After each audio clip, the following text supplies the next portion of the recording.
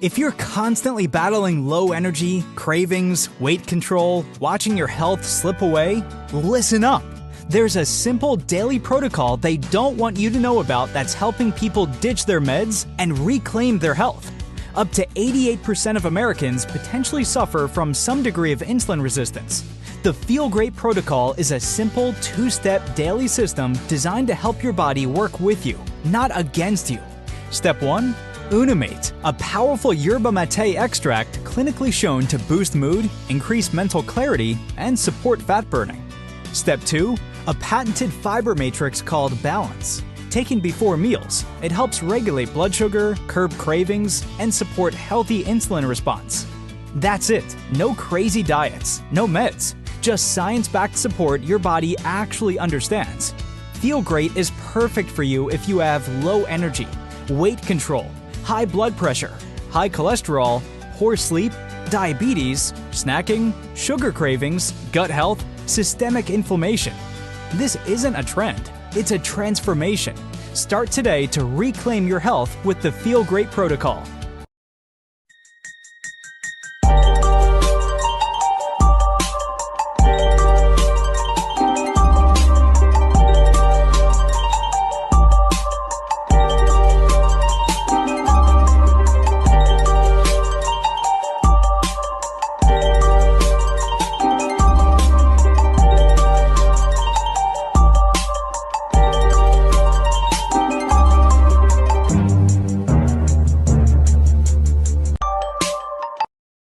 Can you tell us if you've been able to speak to anyone inside Iran at the moment and what the feeling is amongst them?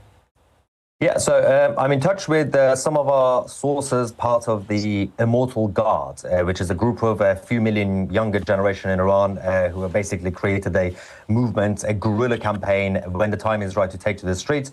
Unfortunately, I'm not able to get hold of my father, who is stuck in Tehran. But he does have the ability to call me every few days. It's a one-way sort of phone call situation. And they're all still very much excited, and they are very thankful to President Trump for leading this operation against the Islamic Republic. But of course, the situation is not going too well when it comes to the internet blackout, as you mentioned. How far do they want the US to go in this? I mean, presumably we know they want the US... Righty then. I think that's about a good enough clip of Mr. 2C TV there, guys. I just wanted to give you guys a little background or a little buffer before we start here and bring in Mr. Ghost, Mr. Armando Gonzalez, and we have Mike, and I think we got Ron joining us in a little bit, but just wanted to give you a little bit of that because I think a few weeks ago we were live and Ghost had mentioned, you know, check out this guy's information because he seems to be pretty damn level-headed and not spouting the, oh, double tapped a school and, you know, blew up a bridge and war crimes. And so it seems to be more level reporting, and that's what I've seen there. But he did mention lots of people there that seem to be supporting and thankful for President Trump. But again, I'm not there.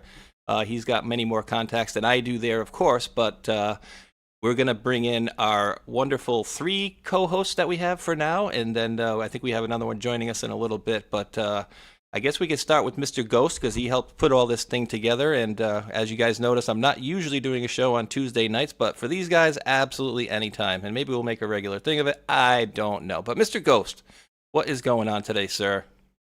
Well, I greatly appreciate you doing this and, you know, getting us all together because I think for the time being, yeah, it would be a good broadcast, say weekly, bi-weekly, whatever your schedule can handle.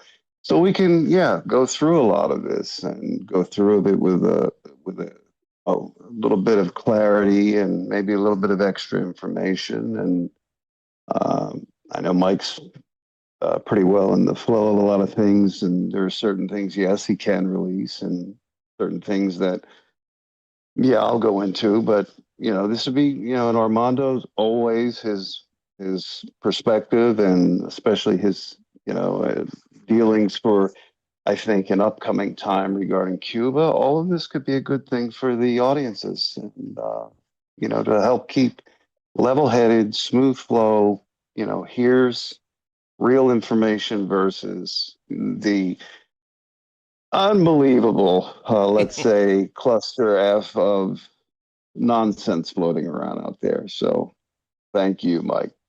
Space Shot, Yeah, it's Mike fine. and Space Shot for all this. Well, I screwed up for once. Okay.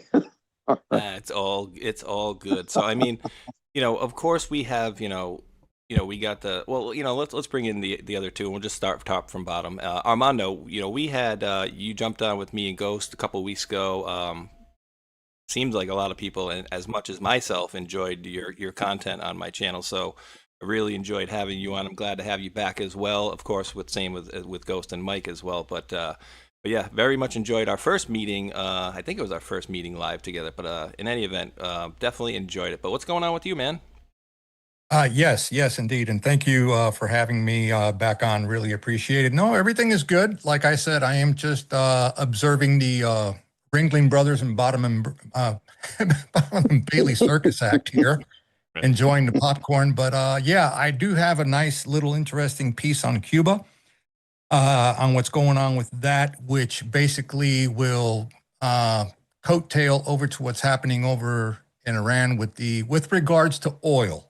Okay, my thing tonight that I'm going to bring for you guys is the Cuba connection to oil, and also the oil connection and what that means for us here stateside. So whenever you give me the tap on the shoulder, I'll share with you guys.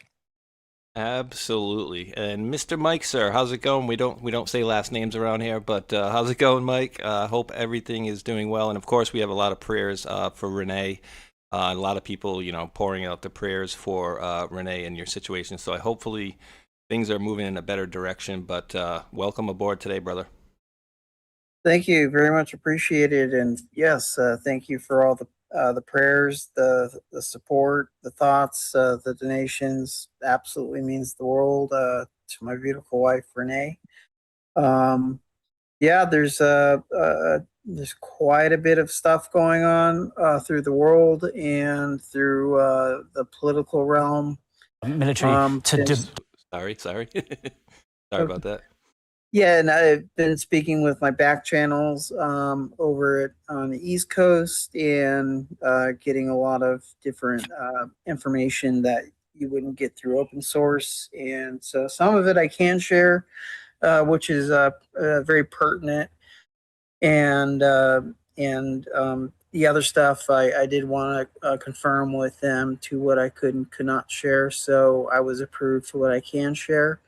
And when we go down the battle briefing roster, I'll be more than happy to share what I can, and we'll continue on with that. And just again, thank you for everyone that is contributing to the GoFundMe for my wife, who's struggling through a very life-altering severe condition. She's fighting for her life, and I just want to say thank you, and it means absolutely everything to us, and more importantly to her.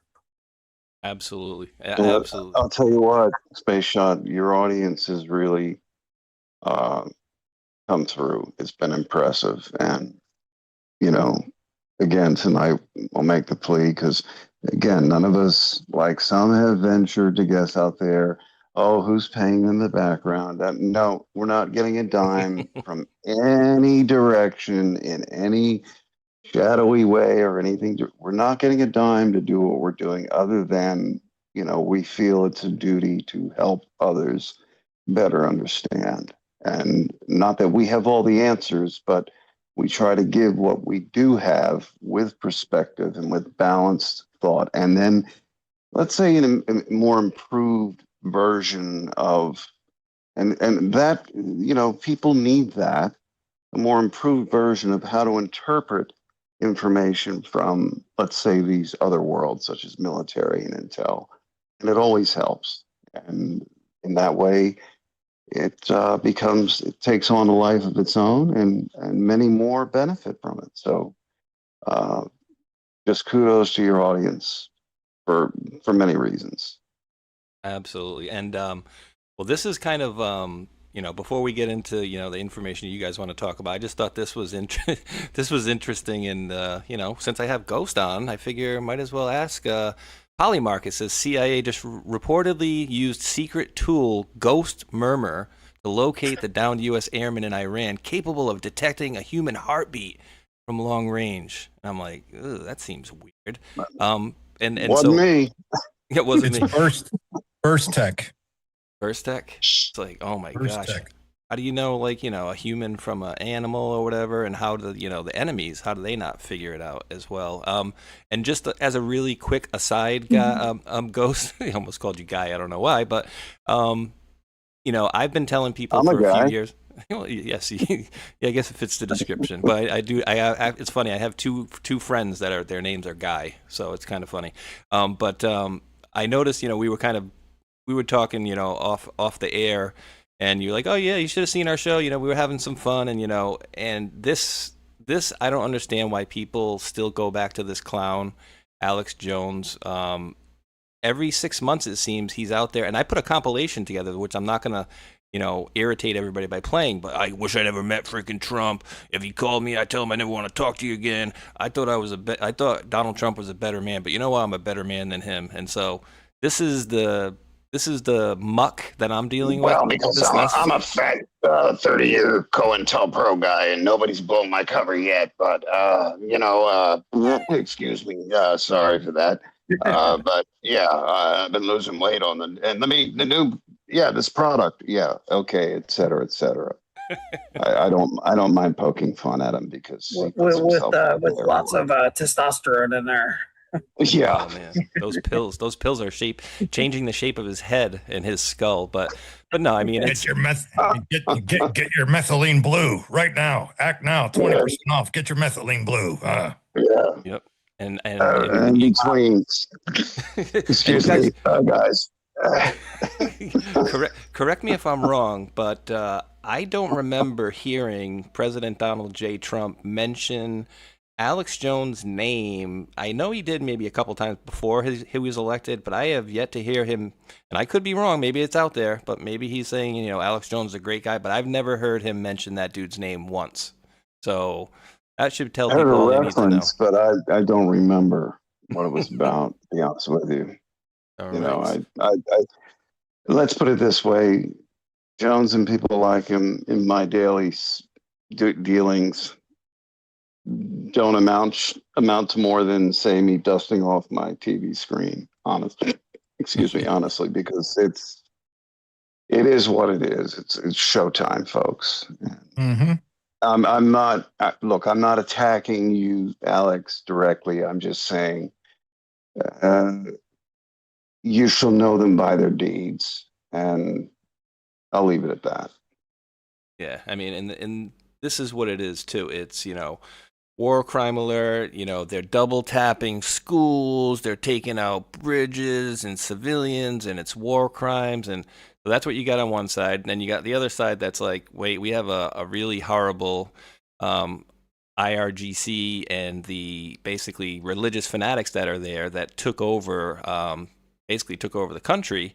And I tell people that I liken Iran back in like the 50s and 60s to somewhat like, our late 60s, where they were very, out there and liberal and enjoying themselves, having fun. And it's a very different world now. I don't know if you've ever came across the channel Chase Hughes. I don't know, something about that dude's voice. I could listen to him read ingredients, but he had a good one yesterday or a few days ago about Iran, and told you about the history about how they, basically took the whole country over. So, and changed it, and they did it through, fear, and then, basically made it a religious thing you don't want to step outside of. And, we're getting so many different stories from so many different directions. Oh, well, they killed a bunch of civilians. Well, no, they didn't kill civilians. Well, did they give them weapons? Well, they were trying to give them weapons, and what would you do? You would kill your people too if they were going to revolt against you. And, well, did they ever get those weapons or not? So I say that to say it's a big cluster F out here, and a lot of people that are not seeing the big picture are just going to the quickest and shortest route that they know, which is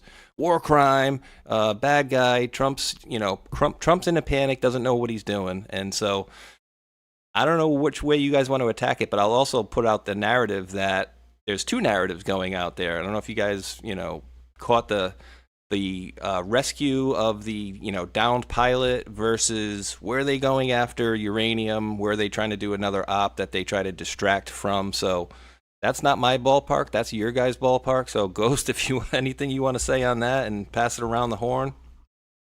Of my Let's just leave it at that. Let's just leave it at this. The rescues went off beautifully. We didn't lose anyone else. No one else was injured beyond anything serious.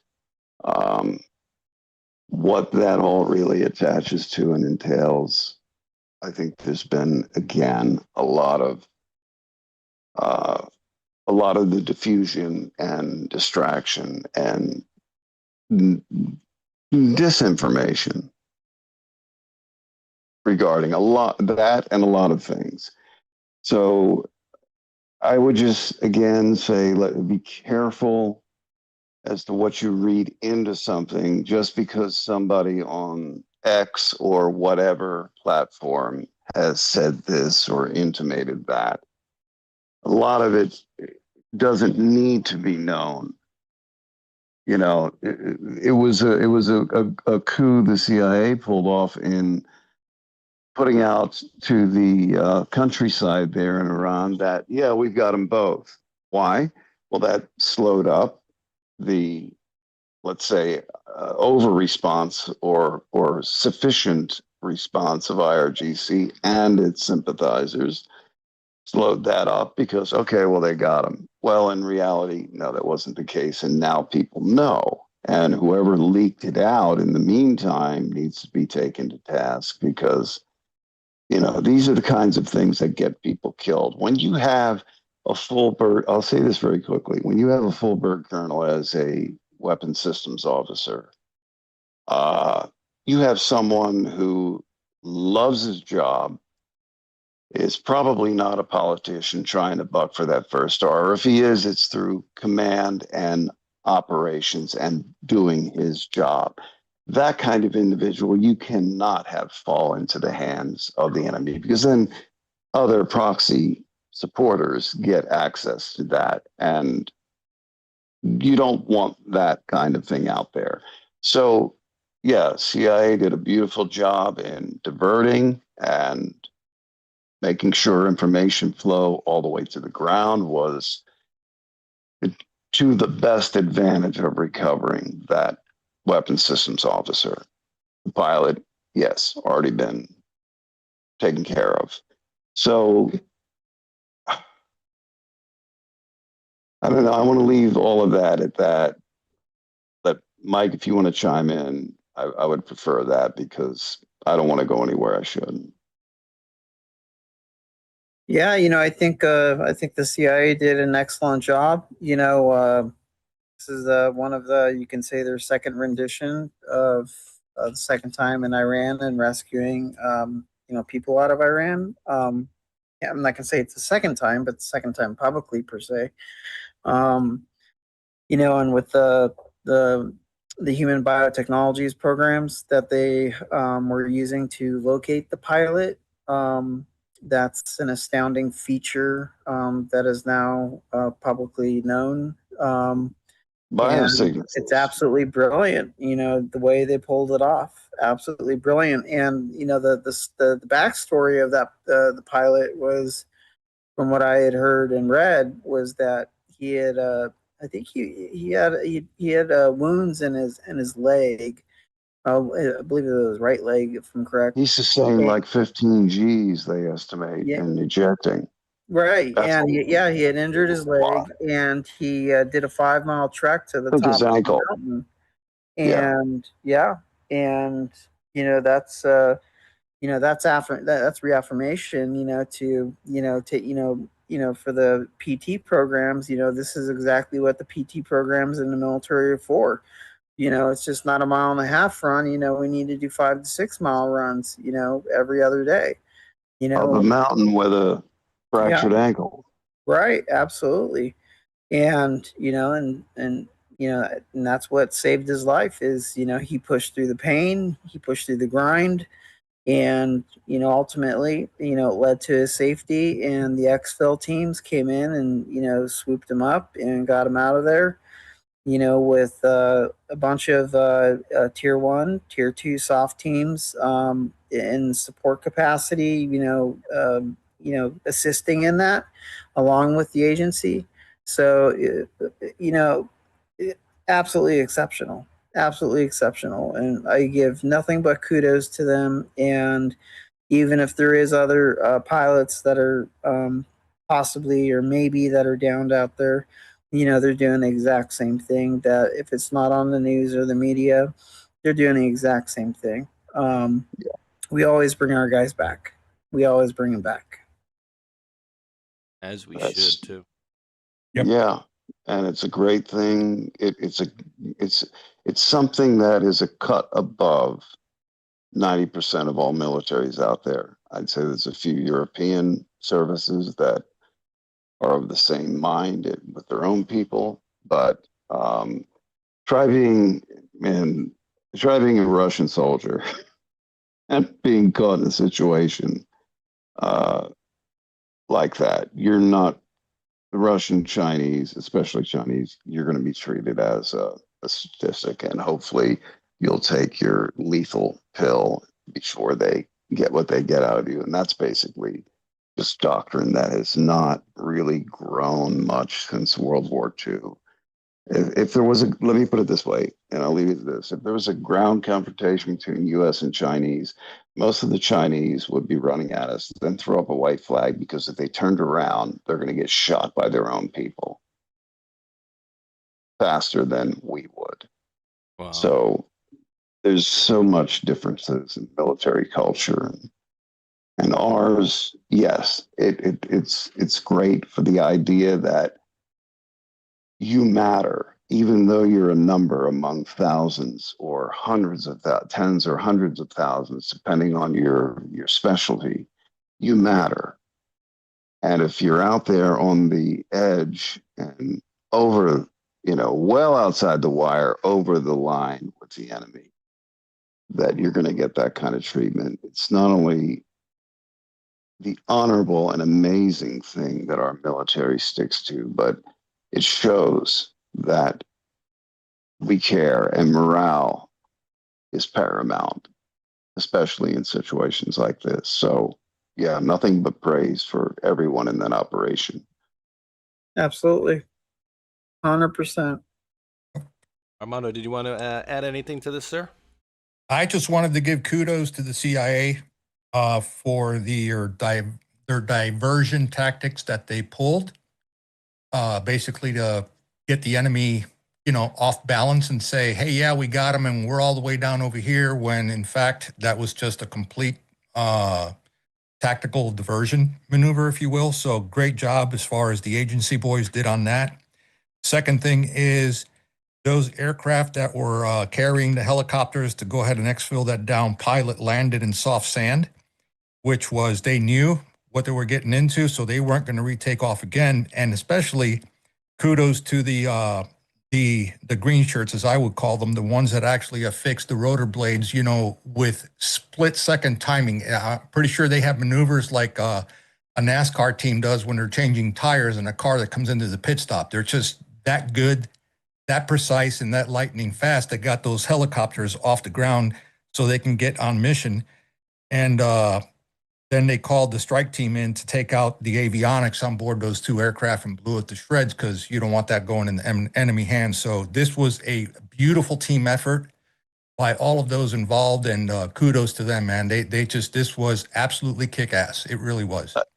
Yeah, you had not only the tier 1 usual SEAL Delta, but you had pararescue, you had Rangers, you just had everyone working like clockwork on this. And yeah, It was a combination of all of them, and, at Yeah. a special activity center, work like clockwork, and a flawless, beautiful mission, and just like Armando is saying, these guys are NASCAR pit boss machines, when it comes to this stuff. Yeah. So absolutely kudos to them. Absolutely. Oh, and guys, you know what? Just really quickly, on a programming side of things, so just allow me about 30 seconds for this one. This was a little bit of a shock, and this is nothing, politics related. This is streaming related, and I don't know if Armando, if you stream over here or not, but apparently D Live, which we are streaming to right now, is gonna be no longer very soon, guys. So those of you who are on D Live, you definitely want to jump over to the Foxhole or Pilled.net, or of course Rumble. And the last one I would tell you would be go to YouTube. But thank you for your support. We regret to inform you the D Live platform will be ceasing operations. We'll continue to share. Doesn't really say when it's gonna be, so I don't know. So just prepare on next show would not be on D Live, guys, and all the links. I know Debbie and the rest of the mods drop in there for you guys. So just a quick note on that one. So yeah, guys, we're getting various different people chiming in. We had, there's a skull of a soldier, and then somebody said, well, that's like the wreckage of a Peugeot, like a car. So that was a bunch of BS, right? But then you do have other people that, while these operations are going on, we have all these brilliant people that apparently have, too much time on their hands, that are dissecting everything that Trump is saying out there and going, oh, no, see, he's lying because we're seeing this over here. Well, he's saying they're not shooting back, but we're seeing Iran getting hit. He's saying that, and I'm like, if we know exactly what our military is doing, then they're doing a shitty job. Pardon my French, but we should not know anything that they're doing. And the fact that people are going, oh, he's just lying right to your face, and I hope he's lying to our face for a good reason, right? But when I hear things like, oh, he tried to do this and it didn't go off, and he's all stressed out behind the scenes and all mad, and then I see him in a press conference and he's over there.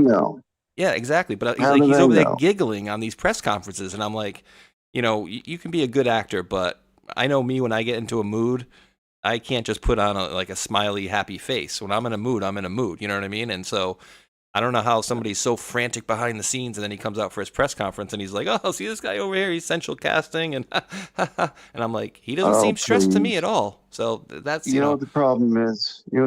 Spaceshot? The supermarkets have not had the right brand of Hot Pockets in for their basement keyboard warrior tactics, and they're just a little angry. And mom's trying to help. Dad died a few years ago, or left 20 years ago, but mom's trying to help you get your Hot Pockets. So your keyboard is still, you need a few keys. You can order them, plug them back in. But I make that joke to say, keyboard warriors are a dime a dozen, and all they're going off of is pre-grown sentiment based on fables and things that grow into mythological proportions when it comes to information. So yes, Yahoo's got actually 8 fingers, not 6. All right, get it straight. And everything else has been a total lie. And this is obviously neocon 2.0. No, that's the most important thing I've said so far. This is not Bush 2.0 or Obama 2.0, God save us, or Poopy Pants interim. That's a whole different story for another day. The world that most people are judging these events by come from the generationally that culminated with neocon aspects and the Project for New American Century, blah, blah, blah, all of that, and the taking over of certain areas of the Middle East. Yes, energy is important. Yes, it will be important until certain transitions are made in the future, and it's underway. But we are not living in the time of Monkey Boy Bush or Barry Soetoro and his wife Mike.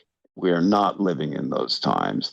It has changed that rapidly. We are in, as I said 6-8 months ago, Armando, you and I I said it on your show and I said it on two others. You're going to see a realignment of nations, and it will be surprising.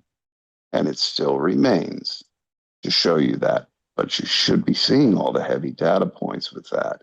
Look at the territories in Canada that have gone through the process. Alberta, after their May vote, this is April, watch what happens.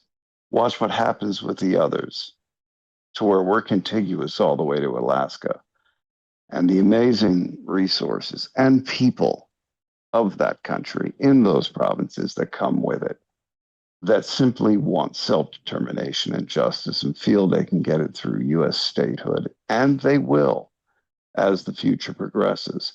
So we're dealing with an entirely new geopolitical paradigm, and people need to get away from the usual, let's say, Bush slash Kissinger slash Brzezinski models that all of us through the most of our lives had to deal with.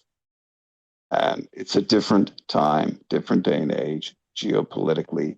It's an entirely new model and an entirely new internal opposition to that model, which we are seeing in the form of certain personalities just seemingly losing their minds or stepping off the reservation. So bear that in mind.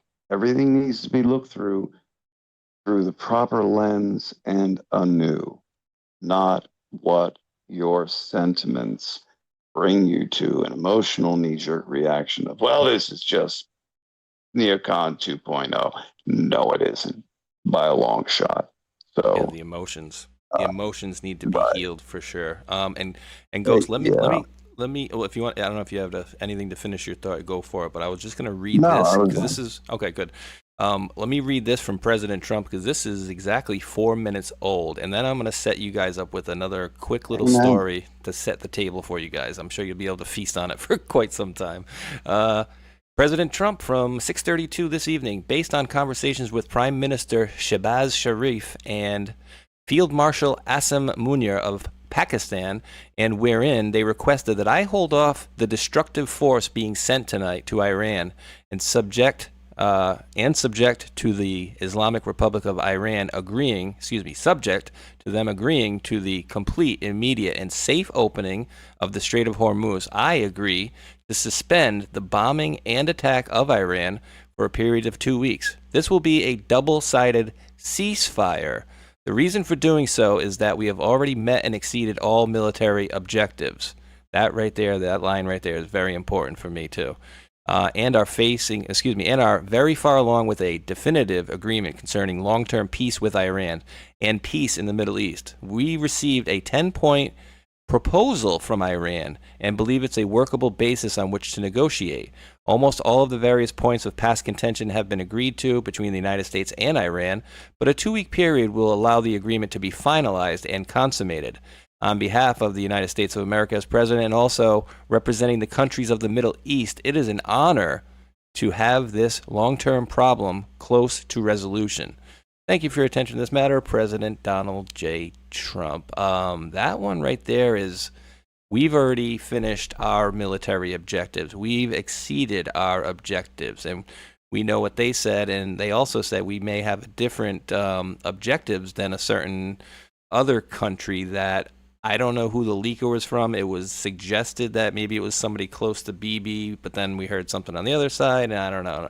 But like, my feeling is how this is going to go, because what we've seen is President Trump will talk about it, and then we'll hear somebody from Iran say, oh, no, it's BS. They're not talking to anybody. And that's what all these people out there are reporting. I mean, I even heard somebody say in somebody's stream the other day, hand to God, he was like, oh, they're not negotiating with anybody. And then 5 minutes later, they're like, yeah, well, they talked about how they were negotiating. And I'm like, wait, 5 minutes ago, you're saying they weren't negotiating. So again, I don't have people there. You know, you have to understand they have back channels to connect to some of these people. And this isn't even what I was going to basically set the table with you guys for, but they're saying, this is as of yesterday, Iran's new supreme leader is unconscious in Holy City and unable to run war-torn country, intelligence memo says. So with any of that I just said there. What I was gonna do to set the table for you is bring up the fact that President Trump, in my humblest opinions, has been giving us hat tips for the last week or so, and the hat tips are all leading towards Obama. And I'm not going to go through this 1.5-minute video, but they do a lot of Foxcomms, Matrix, which I do a show with, Matrix Codebreaker on Sundays. He showed the call sign of the guy who was apparently the downed soldier, and his call sign was Dude 44. Not Rooster, Maverick, Iceman.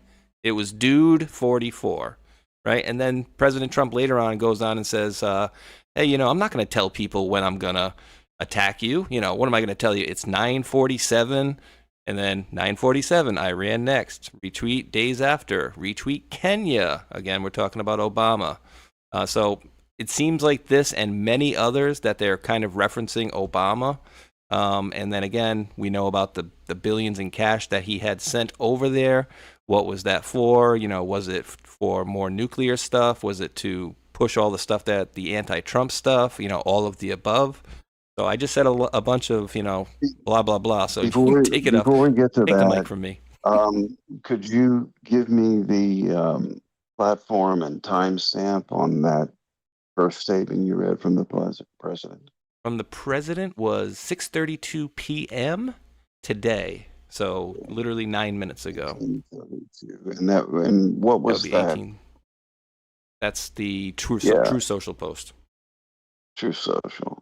So a little background on Field Marshal Asim Munar. He wound up getting promoted to the highest-ranking military officer in Pakistan as Field Marshal and Chief of the Defense Forces, which he actually holds a centralized command over all of the branches of Pakistan: Army, Navy, and Air Force. And with that, Munar,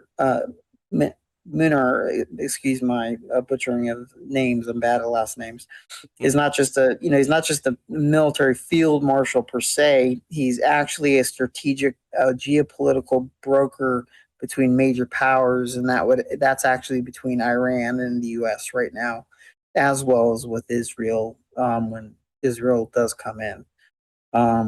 So he does have an active involvement in the critical assessment of the Iran war, and he is the primary mediator between the U.S. and Iran. And that's just a little back history for the field marshal. So he's not a nobody for sure, and No, of course. no. And of course, we're going to have people on this side say, I mean, they've been saying it the whole time. And it's like, do people really think that they just said, we're not going to talk to Trump, just keep bombing us? No, of course they got to be talking behind the scenes. Like, they got to be working on certain things, for sure.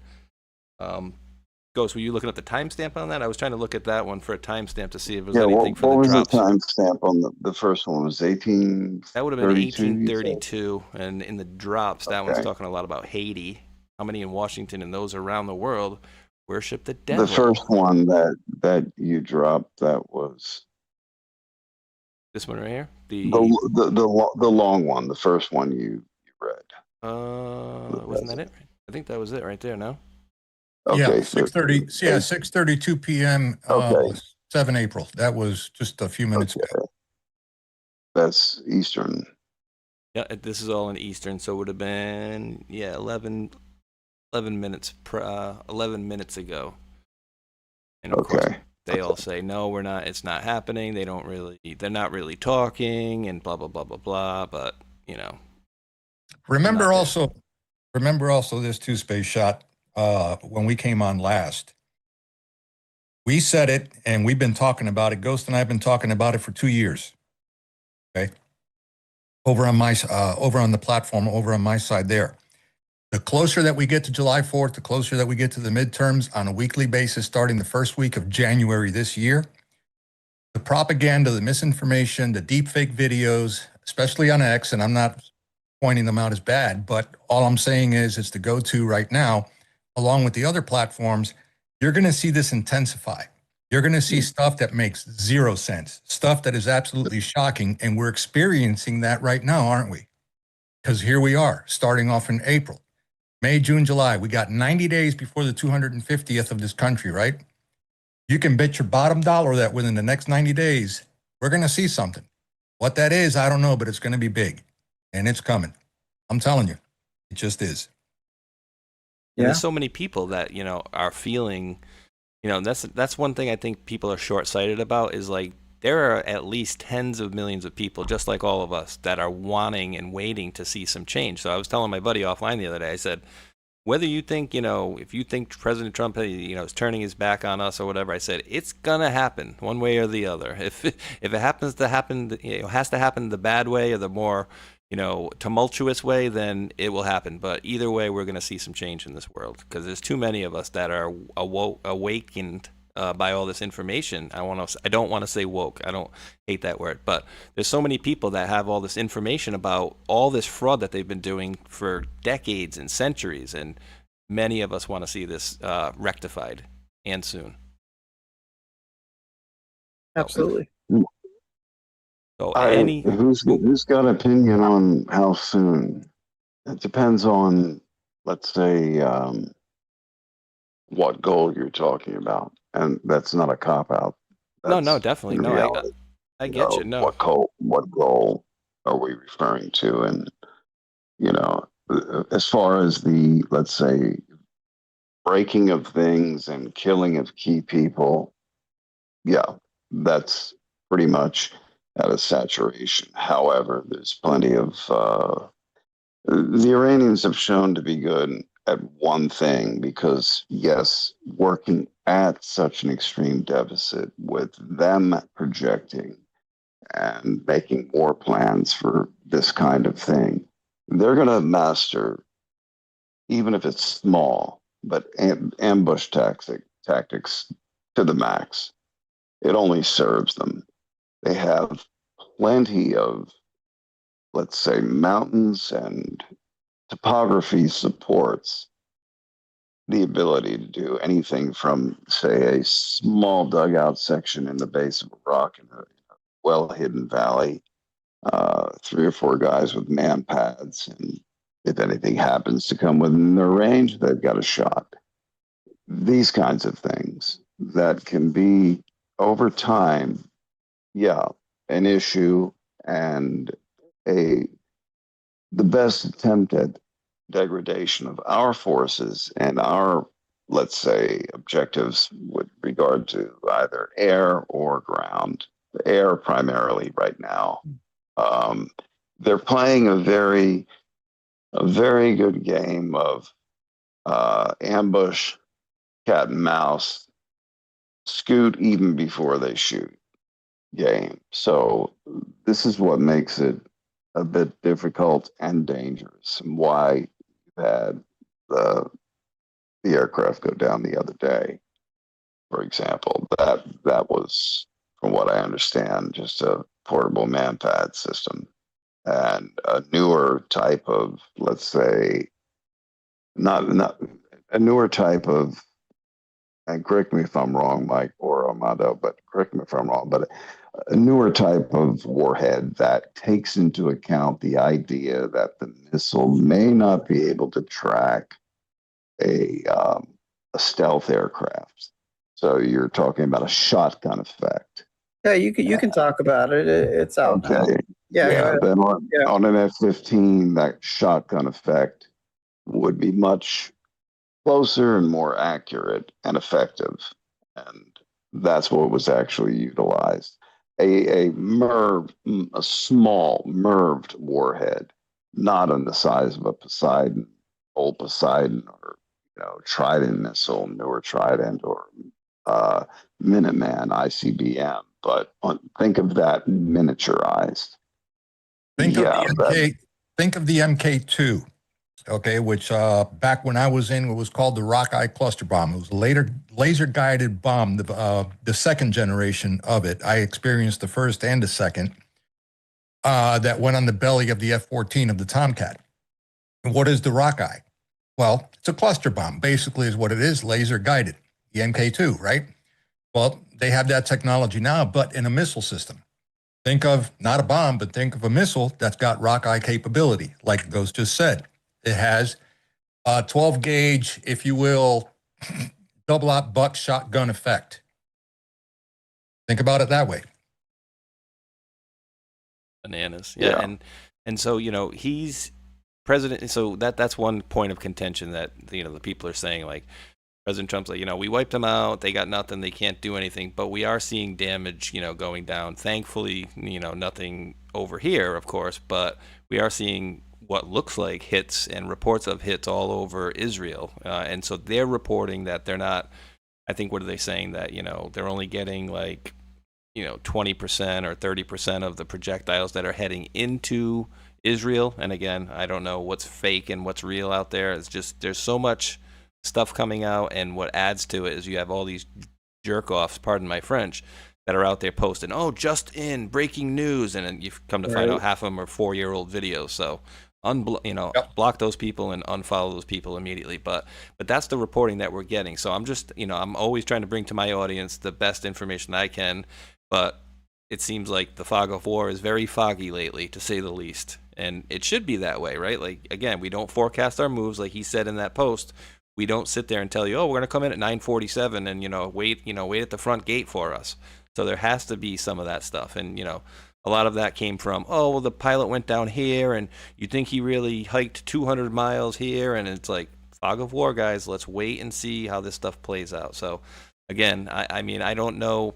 Like, what are your guys' thoughts on anything with, you know, because I know a lot of people in the general consensus are like, you know, President Trump in that one country, he's in their pocket and blah blah blah. So we've talked about that all the time. But we've also had, you know, DNI, Tulsi Gabbard, and President Trump also coming out and saying no. And basically, we have different goals over there. It's my feeling that they're gonna put a turd in the punch bowl. I mean, I could be wrong. But my feeling is it seems like every time they talk about peace, all of a sudden we see they just bombed someplace or someplace else or something like that. So my feeling is that it's never going to be enough for them. And maybe it's, you know, the deep state in them. But I feel like that's where the rift may happen, where if President Trump does call for 2 weeks of peace and all of a sudden they're still lobbying over missiles, then we have a problem, right? So, I mean, anything you want to touch on and the relationship between, you know, our country, their country goals versus, you know, Israel versus United States goals over there, and any possible rift that could come from it, or are they solid, you know, best buddies? I'll tell you. Go ahead, Armando. I'll tell you this, and you can look at it because it falls into my hemisphere. Why another 2 weeks? And again, this is me, and I don't have my tinfoil hat with me. I'm sorry, not tonight. Mine on. I should put it on. But anyway, take a look at the airport over in Tel Aviv. There are Israelites that are leaving Israel right now in droves. Yes. It's just a fact. They're leaving. Where are they going? Take a look at Argentina. President Milei, okay? You can look this up because it's out there, all right? Mm-hmm.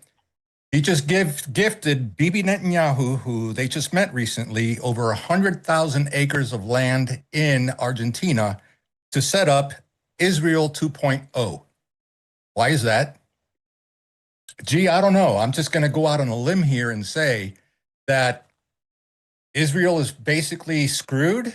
They've been leveled, but we're not privy to see that because they have silence. I think at 5 years in jail if you report anything coming out of Israel that's related to the war and stuff like that, blah, blah, blah. Okay, great, fine. But why Argentina? Why there? Look at the direct lineage and the history. There you go, bingo. You just got it right there. Read through that for your audience and let them know what's going on. You know what my problem is with all of this right here? It interferes with what President Trump is trying to do, which is clean up the Western Hemisphere. Okay? Well, you just invited another rooster into the hen house and let the shitfuckery, excuse my French, continue, but now in our hemisphere instead of over there. No one's talking about this. No one. Huge. Read through it. Let your audience know about that. I'm glad you brought it up. And Lisa did touch on it really quickly yesterday. She said, he goes, yeah, people are leaving Tel Aviv and leaving Israel in droves like crazy. So this person, Kirby Summers, put out Benjamin Netanyahu, real surname. This is verified, and I've seen this before. Milikowski. Argentine President Javier Milikowski. Bloodlines, people, bloodlines. This person says, we are being played so hard that I don't even know where to begin. They're almost definitely related. Netanyahu's real last name is Milikowski. That's why Javier Milei is over there pushing the Third Temple and Zionist agendas to no end. He was installed by Israel and something else, but yeah, he was installed by Israel. What's his name again? Which And 2 years ago, folks, Ghost, when Mealy came into the picture, what was the general consensus that you and I had? This guy's a plant. Remember? Yep. This guy's a plant. Said that plain and simple.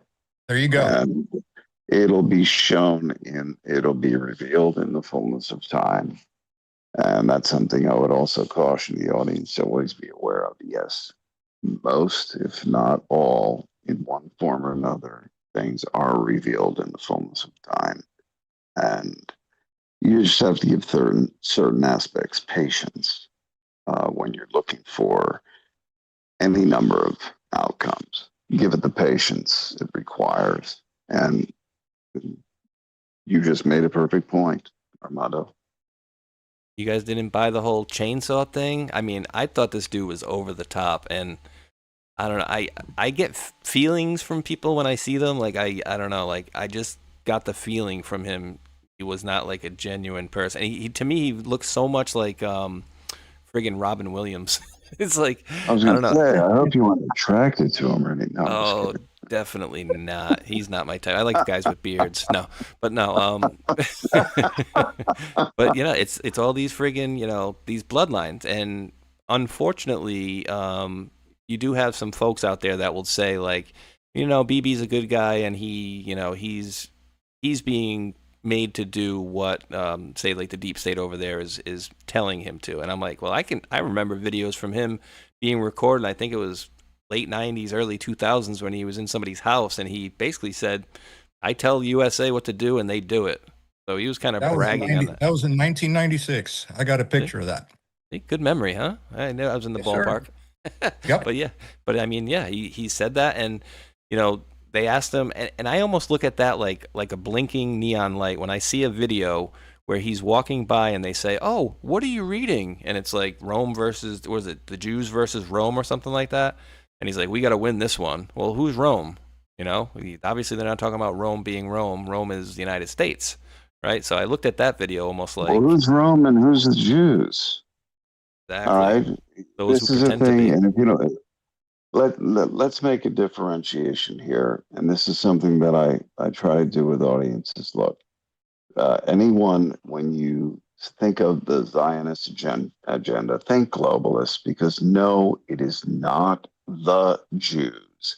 And I'm sick and tired of hearing people point to an entire group of people and say, the Jews. Well, what do you mean by the Jews? Do you mean the state of Israel, which is, okay, predominantly a Jewish country, but the state of Israel doesn't mean the genetics of Jews, and doesn't mean even whether or not they buy into their own religion of Judaism. So which is it? A race, a state, or an identity? Oh, yeah, I'm a Jew. Yeah, but do you practice? No. Do you know anything about? I didn't hardly was after being bar mitzvahed, or I wasn't bar mitzvahed. I don't know. No. So we've got to stop this feeding into the very well engineered little rut of anti-Semitism, because yes, like Charlie Kirk and others to this day, yeah, there is nothing wrong with, even though some odd laws have been passed, there's nothing wrong with critiquing the actions of the government of Israel, just like you would Norway or France or anyone else or Japan. What's wrong with that? Is that there has been a construct built over the years that in a lot of minds, if you critique that, you're critiquing God's chosen. No, you're not. You're critiquing a fucking government. You're not critiquing Jews as a part of our religious tapestry of history, origins, and tradition. You're not. No. And I refuse to allow things like the Anti-Defamation League, which in my humble opinion is a fringe terrorist organization in the way that it tries to temporally manipulate minds here and abroad, especially here. Stop that. That should be a 5G war crime. And Southern Poverty Law Center, which again, as I've said again recently, a bastion of absolute liberalism serving certain deep state agendas. They can go mop the floor also. Just because you criticize Israel does not mean you're saying the Jews, like fucking Hitler would have. Different time, different place. And even that was never a clarified thing because they were looking at the banking system, but making incorrect assertions about it because they were played like a bunch of dupes like everyone else in that war. So let's be clear. Anti-Semitism is not even a thing in discussions that I engage in, and I think I can speak on behalf of my two brothers, Armando and Mike. This is not an anti-Semitic issue whatsoever. It's if we're going to critique what governments are doing and past relationships and present statuses of, then we're doing it from a non-prejudicial, not at all casting stones against the Jewish people, the Jewish race.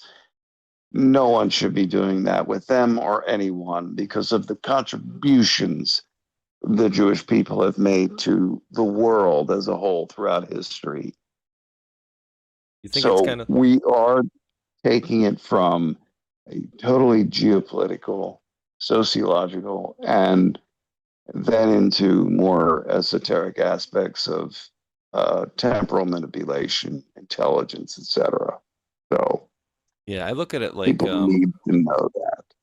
yeah, and I've always said too that like before I even started doing this for years, I've always said, I love my country, I love the people of my country, but I don't love the way our military kind of does certain things. You know what I mean? Like, I don't like the way that we're the world police and we go over there to quote help people and da da da da. And so it's kind of like That was what part the of the country globalist plan. exactly. But if people look closely, we've taken advantage of that position, and it is now working for the right reasons. Yeah, it's amazing when you get a good leader in there. What happens, huh? Exactly. So let's not all fall into the contrived and created traps of anti-Semitism or any type of religious bigotry or any nonsense like that, because no, we're not coming from that point of view. And anytime I hear someone say, well, it's the Jews, immediately my mind says, please shut the fuck up. And secondary, since I've had to say that to myself, I don't think you're capable of discerning what you actually mean by that. And they don't. It is not the Jews. It is a certain country, Israel, their policies, their claims, their thrusts, whether it be good or bad, through intel, military, what have you, they are not above and beyond the scrutiny of any other country because we're talking America first. So that puts every country, ally and in between and foe alike. You're all up for the same scrutiny regarding your actions, regarding what happens as anyone else. There should be no damn favoritism. That was bought and purchased. That has infiltrated. How many people in Congress have passports that are granted to them from the Israeli government and they've never even been there? All right, too many. What the fuck's up with that? We know what's up with that. That kind of thing has to stop, because we wouldn't do that to Germany. We wouldn't do that to England. We wouldn't do that to France or Sweden or Finland. We wouldn't do it that way. So this has got to, it's got to be kept in perspective. And any of this anti-Semitism nonsense, if it's thrown at us, you can take that and shove it where the sun doesn't shine, because that does not apply, neither in my personal life, and I can speak for the other two gentlemen, I think, effectively on that equally, and nor would it apply on a broad scale. So let's take this anti-Semitism shit and apply it where it really happens, when it happens, and that is just as much or less or more than it has to do with races. So enough of that nonsense. I just want to wipe that clean from any interpretation of that or anything with what we're saying or would say and will say in the future. So I'll leave it at that. Absolutely. And Mike and Armando, if anybody, if you want to add anything to that, we can, obviously. But yeah, I mean, I look at it more like, like the government versus the people, right? The way that they're doing things. So it's in my opinion, it's just an easy way to, it's just a low information. You don't have to think about it much. You go, oh, my Israel. But to your point about the dual citizenship, that's a big one. That people. And there's other not the things. Jews. It's not the Jews. It's the G's. G's meaning globalist. Yes. Exactly. Bingo. Precisely. And then they want to keep mixing up that term Zionism. Well, as Poopy Pants said in front of how many at this huge thing, well, you don't have to be Jewish to be a Zionist. I'm a Zionist. Yeah, globalist. So we can even do away with the term international Zionists, and just call them what they are, globalists, because it comes down to no religion. And you'll find that 99% of the people in that category don't give a damn about God or religion and have made no bones about it throughout history. So everyone needs to be on the same page. The only thing I have extreme difficulty with, and this is me, and I think a lot of people agree, is radical Islam. In the same way that I would have had and do have radical Judaism, radical Christianity, radical Buddhist monks, who actually have committed violence in the past, or radical any group or ideology or religion. Radical because Catholics? all by their Oops. you said it. Oops. Yep, okay, yeah, and true and true. So I'd like people to understand, where we're coming from and where anyone of any intelligence in personal capabilities or anything that they would present to you, if they're not coming to you from that open vantage point, that all of this nonsense aside, it's you shall know them by their deeds, regardless. Here and not here. Yep. And to your point earlier about like, when I was mentioning like we want to see, basically people want to see and we all want the same thing. And, I think when we talk about that, we want to see some, even in the drops it talks about it. Basically, you'll get some information to, or say a big arrest that may kind of set the tone about where things are headed, right? So it's not like everything needs to be done, but I think a lot of people out there want to see some, like Obama and like what they did to Trump.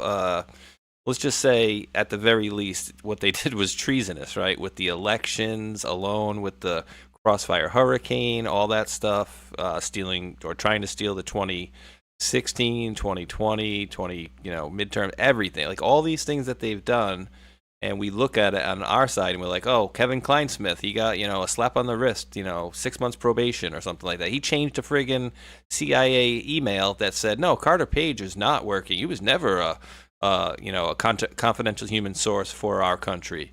Changed it to say, no, he was not, when they knew he was. That dude got a slap on the wrist, and nobody else from any of that got anything. But we do know there are grand juries impaneled in South Florida, and so like that's what I mean as far as like a lot of people want to see some change as far as the bad guys that have been doing a bunch of crap and fraud. Like we want to see those guys start to get their comeuppance. At least the start to that. You know what I mean? Like it doesn't need to be case closed, everybody's done, and that's a wrap. But people need an indication. They need a little hat tip or a little juice, a little meat on the bones, if I'm saying that right. I think you're going to see that. I think you're going to see that within the next 90 days. Just in my opinion, you're going to see it. Yeah, and I would add to that too, Armando, that, I would say, what do we got for 90 days from now, or 87 days roughly is 4th of July, right? So I don't think you're going to have many people that are going to be wanting to go out and rah as much as they would say if person A, person B, person C is now charged behind bars or seriously, under some serious scrutiny that hadn't been done in the past. So that's what I know a lot of people are looking for. Besides the world, the world stuff that's going on over there, and everybody just wants to kind of be left alone. But also we feel it's that they get to do essentially whatever they wanted on the other side to, President Trump and his administration with seemingly no punishment whatsoever. So again, well, you also have to consider this too, Space Shot too, right? IRGC gave us a little bit of a nugget here. Okay. Prior to what Trump was talking about, taking out the bridges, let's open up Hormuz, blah, blah, blah. Then there's another little tinier strait too that came into question, which is Malacca, all that shit, right? Here's the thing. What did they say? They said that they were going to take down, what was it? Google. They were going to hit Amazon. They said that they were going to hit all these web services, these big tech companies and stuff like that. Well, I'm going to digress over to Doc right now because he did send me a little clip, right?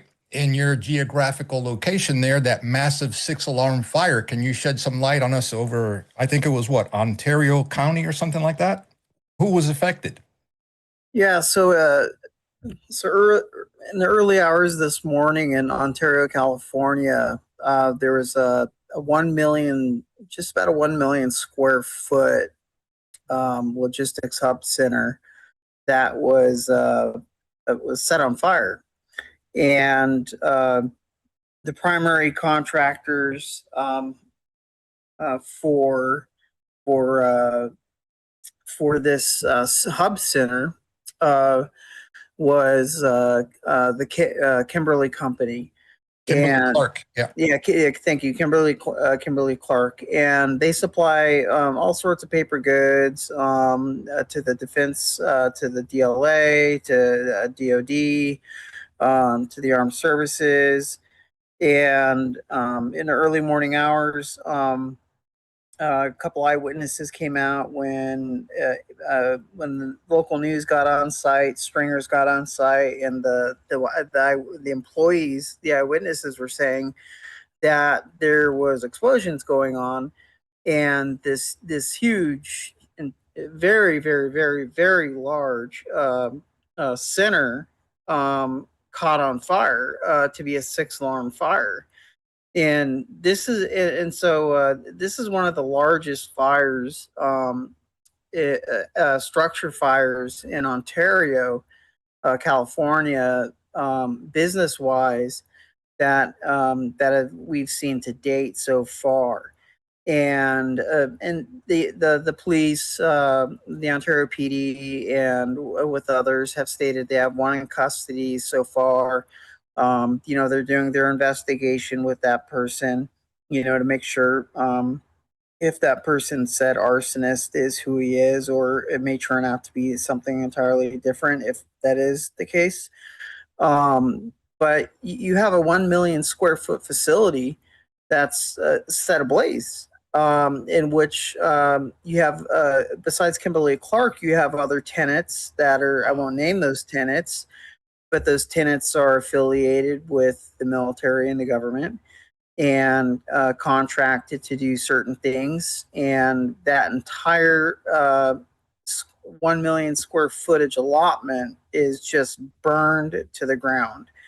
And one thing from firefighters' perspective is you start a structure fire, and typically in arson you're going to use some type of gas, some type of accelerant fluid, and you're going to have it typically in one area. It starts off and it carries off into others with oxygen, air, and the HVAC system will carry the fire, fire throughout through the house or the building. Now, what's interesting about this is that the entire structure of this facility caught ablaze to the ground, smoldering to the ground, and this is very close to the Ontario International Airport, and also to the March Air Force Base, or March Air Reserve Base, as well as they have contracts with other military locations and other state, local, and U.S. government, other agencies that they contract with. So it's kind of interesting to see that early this morning that this this large facility housed by Kimberly Clark and other tenants was set ablaze. So it'll be interesting to see what the arson investigators find. I'm pretty sure ATF's going to be there along with FBI, due to the connections with the Defense Logistics Agency, the DoD, and other and other people they have contracts with. And definitely you can tell by the look in the picture that we see up there on screen right now, what, to your point, HVAC, backdraft situations, right? Where it spreads extremely, extremely fast, telling me. Much took it over. Exactly. Telling me that this was more than a one-person act. This was very thought out and very well planned to take this out. So can I say it could have been a terrorist hit? I'm going to probably go with yeah. They probably had, looking at the structure, they probably had, let's say, incendiary devices at key locations that would all then congeal. That's just my humble opinion, of course. That is We're going to have a huge. toilet paper shortage now for sure after this shit. Oops, sorry. Maybe even toilet paper again. Yeah. Wow. So yeah, I mean, we got a Get lot of the this. toilet paper while you can. Go get it while you can. That was a friggin' mess during COVID. But yeah, that is huge. I mean, and I used to work at a place that, we had a shipping receiving area, but I mean, that's what, friggin' 20 of them from here to here, or 15, 20. That is a big facility. And unfortunately, we're seeing a lot of facilities and food packaging places, a lot of this stuff over the last many years as well. What are you guys' thoughts on that? You think that's rogue groups? Yeah, as well. What's interesting to me is when I go grocery shopping, and I just get fresh vegetables, right? And I get them on a Tuesday, and by Friday they're already expired. And there's something up with the supply chain transportation hub there. And because I got potatoes, I literally got a sack of potatoes for Easter, and by Easter, Easter Sunday, it hadn't been more than 3 days. They were rotten, expired. It had the worst foul smell to it. It was like walking into my wife's a nurse, and it's like you walk into a house with a decomposing body, right? And I've never smelled potatoes smelt like a decomposing body in my entire life. And I grew up in Idaho. Yeah. And I grew up in Idaho. A lot of potatoes. Yeah. Yeah. I grew up in Idaho on a potato farm and a bunch of other stuff. And it just shocked me. And it's not just the potatoes, from the local markets around here. It's it's all the produce, salads, and so there's something definitely going up with the supply chain transportation portion of that. So I don't know what it is, but what it does where it does hurt the most is it hurts the consumer in their pocket. Yep. And let's say you're getting a bag of salad for $3.99, and 2 days later it's already expired and wilting and has mold on it. And there's been multiple times I've had done turnaround chips to where I came home, I opened up the zucchini, there's mold on it, and went right back to the store, had to get another thing of zucchini, and it's just a continuous thing happening here. I'm not understanding it. From that supply chain, management. I just don't understand it. It may not necessarily be the supply chain. Yes, that is a factor because you are correct. Okay. It's warehouse storage, one, but before that, what happens?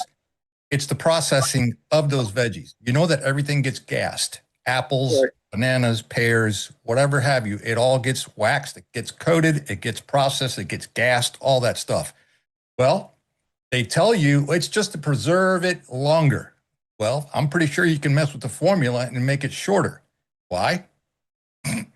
We need your money because we have none. We're not showing profits, right? So exactly, that's a perfect example right there on screen right now. I can't tell you how many times I've gone to the store to get myself some nice Oz potatoes to do my sourdough and guac toast in the morning, and I carve one of these puppies open, and it looks just like that. Sorry, that's no bueno. And where do the majority of those come from? South of the border, right? They come from south of the border. California usually are pretty. California, Mexico, they all come from that. Well, because of supply chain issues and things that are going on a geopolitical scale, that process could be elongated tremendously right now. And then you and I, as the doc said, the consumer is the one that takes the hit in the pocket because it's rotten. They won't take it back. Some stores will, some won't, but I got to go and shell out more money for the same thing I shouldn't have to because I just bought it 2 days ago. Right. I grew up on a farm, for quite a few years of my life. And I called my uncle who he still has his farm up in Idaho. And he was just recently trying to get some fertilizer. And he was telling me the cost of fertilizer has drastically just gone up. And he's actually contemplating to the point of what crops do I even put in, for rotation, or can I even do it this year? And he has a very large allotment of land, but it's, because of what's going on right now in the Middle East, the cost of fertilizer itself and helium, because he has, with his equipment, different machines, he has to use the purchase of helium and other commodities and, rare minerals or, rare stuff. And the price of it is just, he was just saying it's just too much. And look at who just cut off our largest supplier of fertilizer. Where does it come from? China. Right? It's all over the place. Here's a good thing. Alberta and Saskatchewan do have ample supplies of potash and other fertilizer base constituents. So this is another good thing. We're not having to rely on because a while back, I think it was about a year ago, a little more, China had put the kibosh on exporting of anything like that. Morocco, an ally, a good ally, they even slowed down on exports, being more selective, and I'm sure profit motive was involved, but that's not a negative comment on that. That's just, yeah, business as usual. However, we do have, north of the border, ample supplies for the fertilizers this country would. Well, Another yeah, reason why it all makes yeah, sense for them to come over. yeah, and to go back on, with because I have family over in Thailand, and they have a import export business of different commodities, trade, just different clothing items, brand items, and the import export prices have gone up drastically, in Thailand itself, and it's just, I call a family member here, I call a family member over here, and it's just everyone. It seems like everyone's just getting hit. Different regions of the world, whether it's fruit or whether it's clothing items, jewelry. It's just it everyone's just seems to be the family members that I'm contacting. They seem to be getting hit pretty hard, and it's very sad. Because that's their livelihood. This is global price gouging based on a regional conflict that is being blown out of proportion. If you were to, if the hurricane blew up on the coast of Florida and you wanted to sell a Coleman lantern 5 times the amount, you'd be brought up on charges, rightfully so. But there is no mechanism in place to stop big oil and many other aspects of supply, logistics, transportation that make themselves immune from it and begin the price gouging process. That is price gouging. And that needs, in my humble opinion, to be addressed on a larger scale.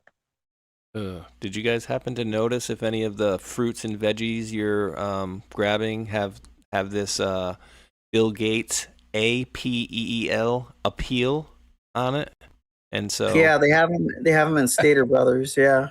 oh my goodness. And so I'm looking at this and I didn't get to the answer yet, but it's Snope. So everything that's conspiracy laden, it's going to be, my guess is they're going to say, yes, it's safe to eat. But my guess is that it's something to do with this, right?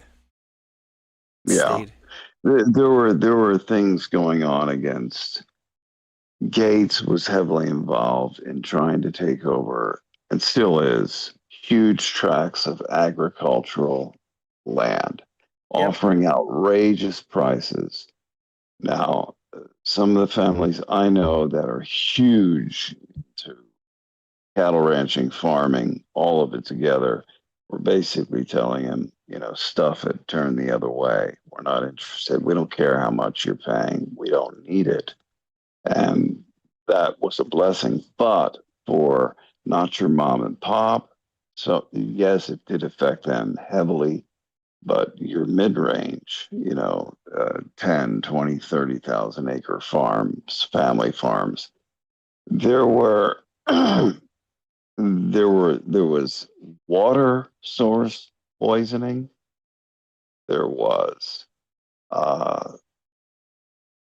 by small drones, there was dispersion of chemicals that would render people's normally fertile, rotated land, soil being polluted so that they could come in and buy it at depressed, or, a family with, say, 100,000 acres of farmland saying, I give up, I'm not playing this game. But there was actual timed release of chemicals into water sources pure water sources that would feed many different families and their concerns as far as cattle, as far as livestock, etc. A lot of that did happen in the last 5 years. I even mentioned a lot of it and gave details. Even just as a, let's say, if it were me, I would do X, Y, and Z. And yes, they did set up simple barrage balloon type things in their fields. One plane was even taken down.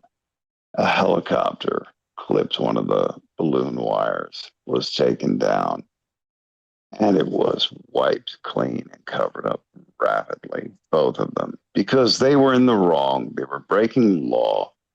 Night operations with these things, caught red-handed. Even one incident where the farm owner and his wife had the helicopter that had landed in their front parking area because of a clipped rotor on one of these simple, threw in the ground, pet things, simple cable, and a helium balloon up at anywhere from 20 to 150 feet, especially if they owned allodial rights to groundwater, minerals to a certain depth, and air rights to 20,000 feet. If you were flying and you hit one of their little homemade barrage balloons and clipped your rotor on the cable, you didn't belong there. You're breaking the law to begin with. But these things were covered up overnight, even to the point where one fired a 30-06 round straight through the cockpit, center line of like a Kiowa Scout type helicopter. And that got both occupants out very quickly on their face on the ground. Both the helicopter and they were exfilled rather rapidly. No repercussions to the family, the gent who fired that round straight through the center line cockpit, so as not to hurt or kill either one, but to let them know, I'm serious, get the hell out of this helicopter because you're refusing to. You're going to answer a few questions. They did, gave it away. They were a subcontractor for a company that was working on behalf of Gates and crew in buying up these mid and small mom and pop level agricultural lands. A lot of these, dirty game. A lot of these mom and pop farms a couple of years ago actually were being paid off by big agriculture to burn certain portions of their acreage where they had whatever it is that they planted on it, Yeah. and they would pay them money to do so because of the fact that, oh, you're behind on your payments or your farm payments and stuff like that. So in order to make it good, scorch this amount of acres, waste your produce and all that stuff, and we'll just pay you. And some of setting them up to sell out. And exactly. They, because of the setup, they had to sell out. Mm-hmm. Otherwise, go under with bankruptcy. They'd never come out from under. Not never, but it would take a while. So a lot of these situations have been in play right here in the U.S. Very few of the alternative media touch it, let alone major MSM would never touch it. And, people are asking, I saw a few things about, high profile arrests and all of that. My simple opinion is it is coming. But if you understand the global complexity and the interrelationships of all of it, because it's all connected, it's got to be played on a higher level so that, yes, eventually some of those names that people don't be emotionally attached to who and what is going to be brought to task. It will be done correctly. And as it's done correctly, then you'll see larger pictures unfold. This has, I'd say, a 65% probability of playing out that way, but that's being conservative. So I'll leave it at that, let you guys chime in. Actually, I got a question, and too, we want to make sure we give Armando some time too for his layout. But I got a question for all of you guys, and this is kind of out of left field and might seem like it's not on point, but I think it might be. And I think I have an idea of what happened, but I'd like to get your guys' opinions on, if you have one, on the death of, which it seems to me they didn't really make a big enough deal about, the Mueller? death. Nope, the death of Antonin Scalia, and I think I've given you guys my rundown on his connection to Donald Warden, aka Dr. Khalid Mansour, who was the advisor to Dopey bin Talal al-Aziz, or al-Wali, excuse me. So they were connected back then. They were writing friend of the court briefs for OPEC back in '78. Khalid made a phone call to, remember, he's advising Dopey al-Walid. Mansour made a phone call to Percy Sutton, who happened to be the attorney or the ex-attorney for Malcolm X, asking him if he could get a phone call to Harvard to get Obama in there.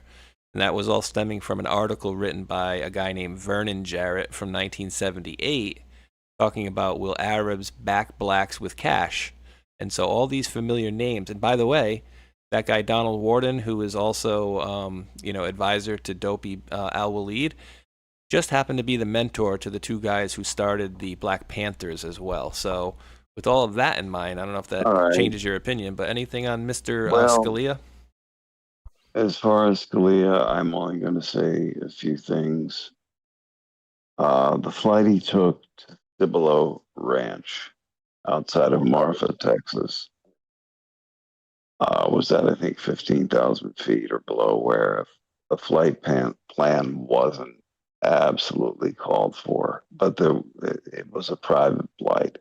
Then to find him dead in bed in his suit, no wrinkles, as if he'd gone and laid down. I'm only going to say Cibolo Ranch, Marfa, Texas, and John Poindexter. The rest, I'm not getting into it because it was a private issue. It was dealt with. No further crossing of any line between either party. If you want to start looking at something interesting, look in that direction if you're so inclined. But On Poindexter, huh? Yeah, it's not Admiral John Poindexter, the balding guy that you'll see in photographs. It's one of the guys who was a young officer in Vietnam that dealt with a lot of, let's say, black ops at the time. MacVeastog, that kind of thing. I'm not casting aspersions. I'm just saying take these data points and research them and then come to your own conclusion. Anything further, no, I'm not going to risk that. And I'm not getting involved in any unnecessary food fight. There is none. I'm just saying. I like it. Yeah. And just really quick, if Mike and Armando, actually, before I even do that, let me thank, because this came in the beginning of the show, and I still didn't thank Josie Ann. Thank you very much for gifting out the 5 subscriptions to the Rumble channel. It's greatly appreciated. I'm gonna pop up just for if Mike and Armando if they want to add a word to it, but I want to give them a little piece of information as well. So there was also, during the WikiLeaks releases, emails went back and forth, and somebody within John Podesta's thread had a movie script, and they were talking about, old, San Diego and Texas and this, that, and the other. And then there was a article in which they attached to said email. And well, that email, I had AI or Grok essentially put on the map put an X where the ranch is where he died, and then keep the line and the other information in there from the email. And so basically they said the ranch where he died was roughly in this area, and then that email was roughly here. So it could have been just an email about wet work. That's the area. Right? Marfa, outside Marfa, Texas. And it has a private airfield. Interesting. So it's not identical. It is close, but again, there was talk of wet work in some of these emails, and it was, we're writing a movie or a play or something like that. So let's see, Armando, because you're on screen and I'm looking at you. Anything you wanted to add or any points about Mr. Scalia's death? Excuse me, Justice Scalia. You're good. Okay, No. Mike. Anything on you, buddy? No, not at this time. Okay, good. All right, just figured I'd ask. Left field. I've said all I need to say on that. I'm definitely going to go listen to that a few more times. Yeah, so okay, let's just leave it at that. No, you're good. Well, if you were to go look back at Fast and Furious, and you were able to look at the highway channels to where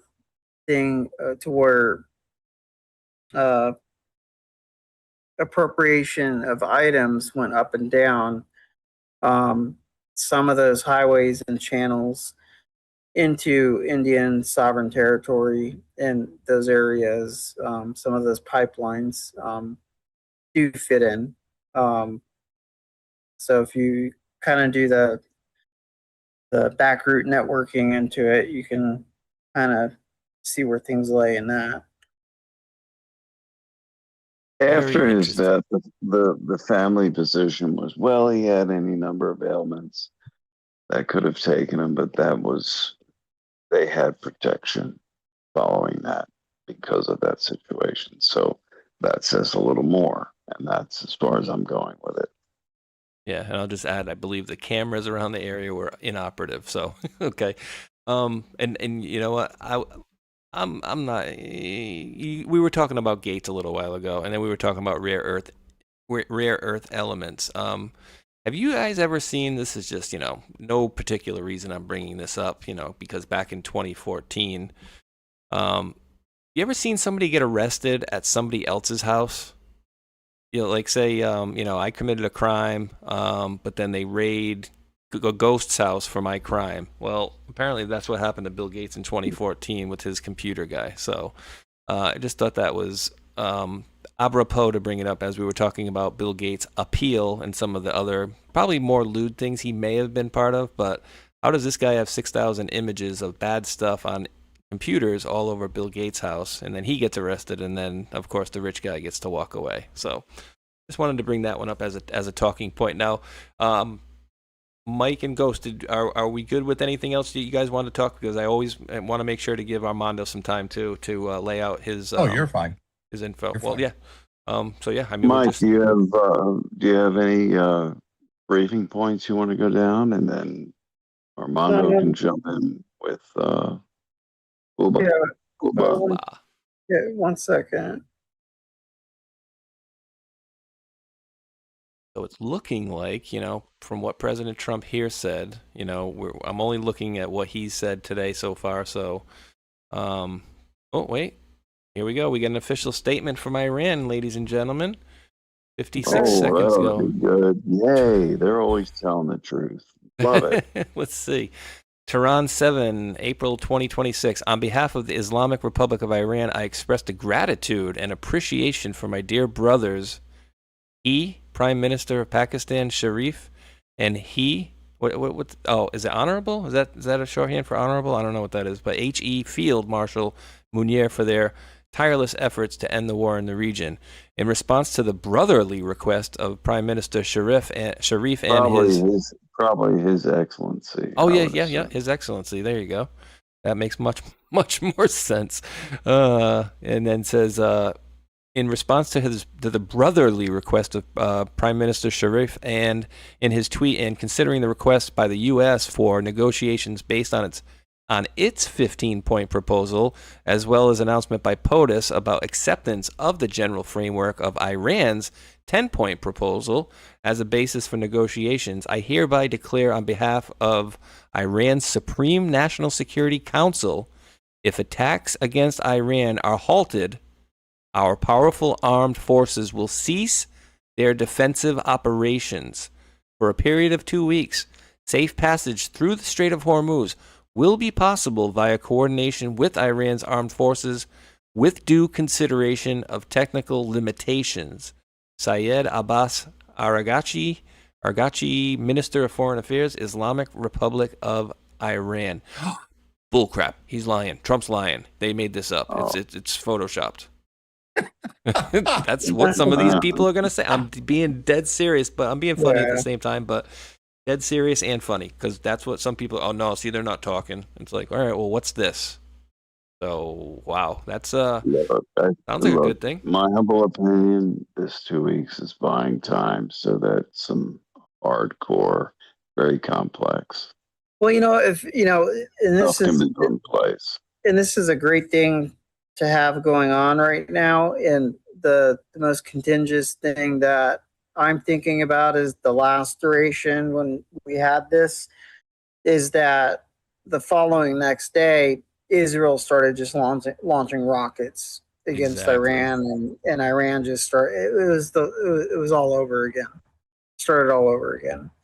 And so I really hope, I really do pray that all parties do stay on par to this and not break away from this. That would be the best chance to give at least 2 weeks and see where it goes, and just go from there. Yeah, I mean, I agree 100%, and I think that's the said turd and said punch bowl I mentioned earlier. I don't know. I'm feeling like that's where the riff is going to happen, because I've been saying to people, like, the government of Israel, it's never seems to be enough, right? Like, we want to stop them from doing this, and they seem to want to turn it into glass. That's my own opinion. I don't know. Armando, anything you want to add to this, or in response to either of those posts? That's great. Yeah. Here's my take on it. This is great. What are we doing? We're going to retreat and we're going to regroup. And in 2 weeks, Israel is going to hit them again for whatever other reason or excuse they come up with. And this shit's going to start right over again. This is a pause tactic because they're playing long ball here. Okay. In my opinion, and it's just my opinion. Okay. Did we get the uranium out? I don't know. Second, there are contingencies to open passage through the Strait of Hormuz administered by the IRGC. That's questionable. If, in fact, they do stick to that. Okay? And I don't trust it to be true. Okay? Are they going to charge these vessels with foreign flags coming through there to have safe package? In other words, a toll. That's been talk out there. We don't know that either. Okay? We just don't know that. All right? We don't. I'm not buying it. I hope it's true. Now, what I would do, I would pull everybody and bring all our troops home, regardless of whatever. Uranium or no uranium, pull them out, bring them home, and hand it over to NATO and let them administer their own straits for their own supplies, because quite frankly, we don't freaking need it. We need to focus. I think we're going to do that carefully, because otherwise that's a cluster fuck. Well, obviously, yeah, but we got 2 weeks. In 2 weeks. And Armando, you got to remember, since we took out all of their leadership, military, political, is that everything is fractionalized now. It's fractionalized leadership. It's fractionalized, militaries. Very dangerous. It's a very dangerous situation. So, yes, we can have this put out, but at the same time, everything is fractionalized at the moment. And so if the field marshal and the prime minister did their due diligence and got everyone on board, kudos to them. Yes. The two fear factors is that, okay, the first is the fractionalized military and political systems. They're not all agreeing to this, and that would be the first. And the second is that, like we're saying, is tomorrow or the next day, Israel's just going to start lobbing over missiles and whatever else ordnance they're going to hammer out, and we're just going to be sucked right back into it. Yep. But if this does keep up for 2 weeks or even longer, absolutely kudos to them. And it's a delicate, very sensitive and delicate, negotiations. And I really do hope it works. Well, the only reason I'm saying this is because you have 3 factions inside Iran right now. IRGC loyalists, you have the civilian people that are fighting for their freedom, and then you have another faction that just can't get their shit together, 3 of them. So they have a civil war internally just amongst themselves. So who's the current leadership? Who's going to take power? The Islamic Republic again? I mean, you hear me? And then you have Israel, to your point, very, very notable. 2 weeks to do what? Retract and regroup, and we're going to just hit them again. Because in Israel's eyes, they want to turn that entire place into a non-existent Iranian state. It's just like, and that's not going to happen. But what is that group that they call themselves something of God? Oh my God, I can't believe I can't pull this up right now. In Iran? The Basiji? No, the one group that calls themselves the eternal God, I believe, something to that effect. You know which one I'm talking about? Searching I'm it. thinking. It's I think the something of eternal God. And I think these are the ones.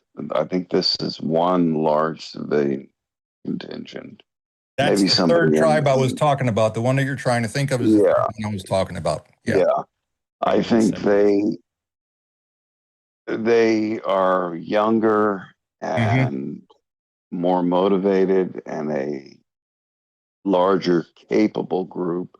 I think part of this is probably to help arm them in many ways beyond just armaments. And I think this is a time that will be taken, this is just my opinion, by like agency and others to position them and integrate them better with those who left the regular military, not the IRGC, but the regular military, who are also on board with, okay, we're going. And this is the wonderful thing about it. From the beginning, the Iranian people made no bones about the fact that, look, do what you have to do from the air, land, and sea so that we can handle this.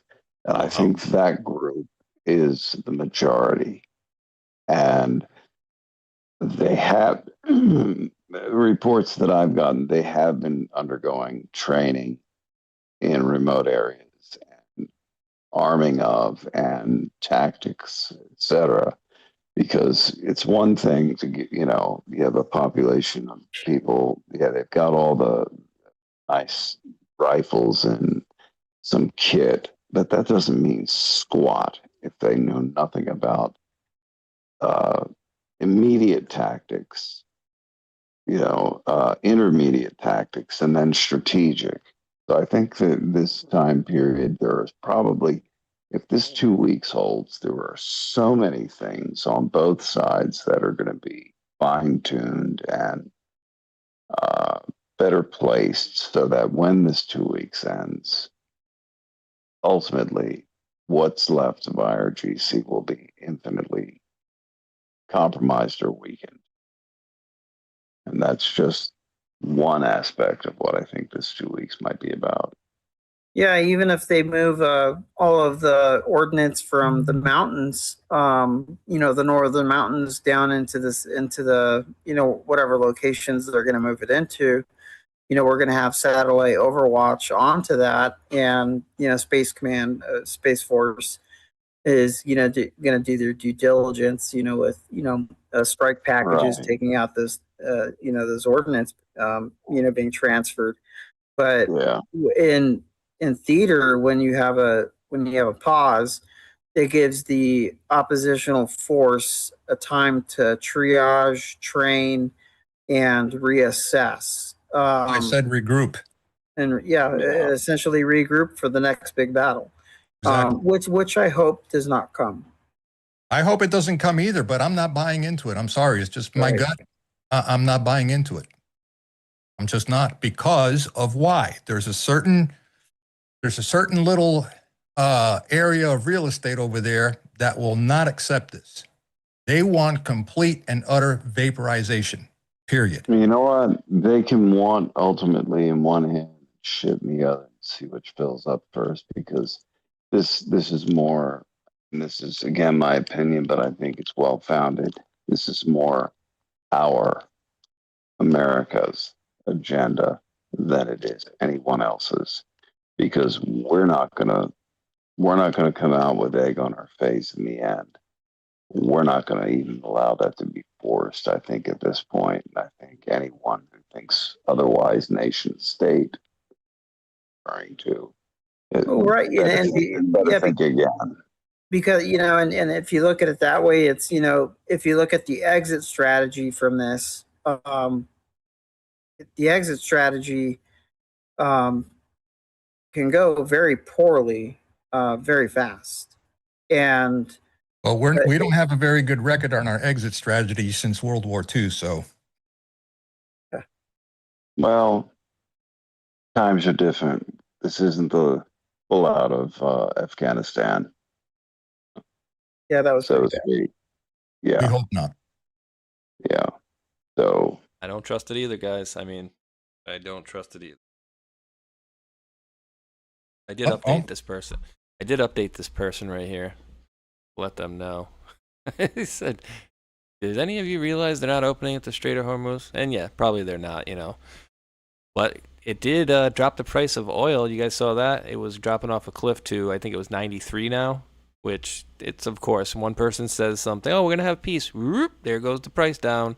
Oh, we're going to have war. Price goes up. And then you think if I go to my corner store over here, the mobile station, they drop the prices already? Hell no, they're not going to. But immediately when there's like when this started, that night, they changed the prices. That night. And I told the guy in there, I'm like, you guys bought this oil months ago, if not a year ago or more. So this is getting interesting out here. But again, don't trust them. I think the eternal turd in the punch bowl, again, it's never going to be enough. To Armando's point, turning it into glass would be their idea for sure.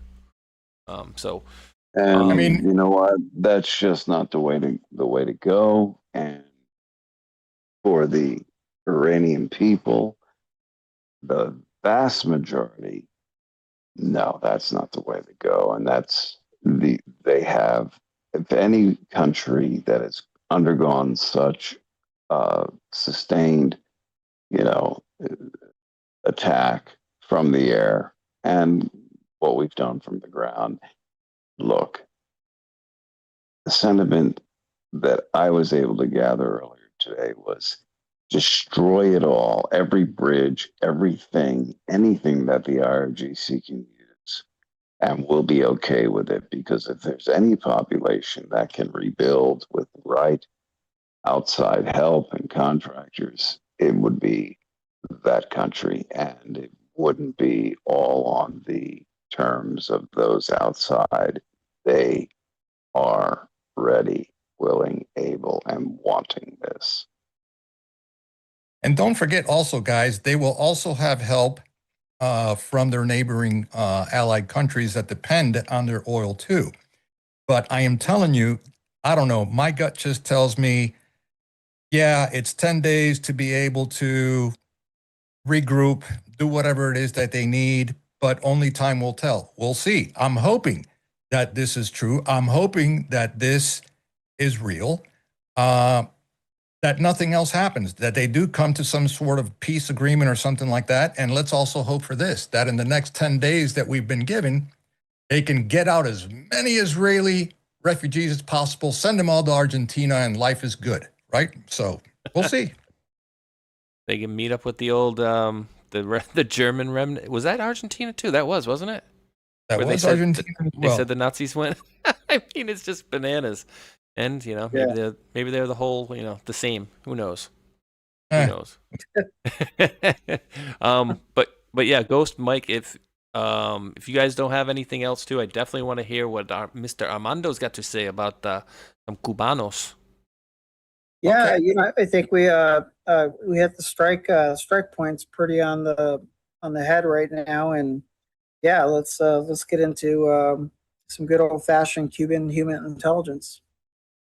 Okay, so basically, hey guys, hold your thought, brother. Right before we do that, look, before we go any further, I just want to bring up to the audience, Renee's plight, and yes, for make sure. a plea to everyone,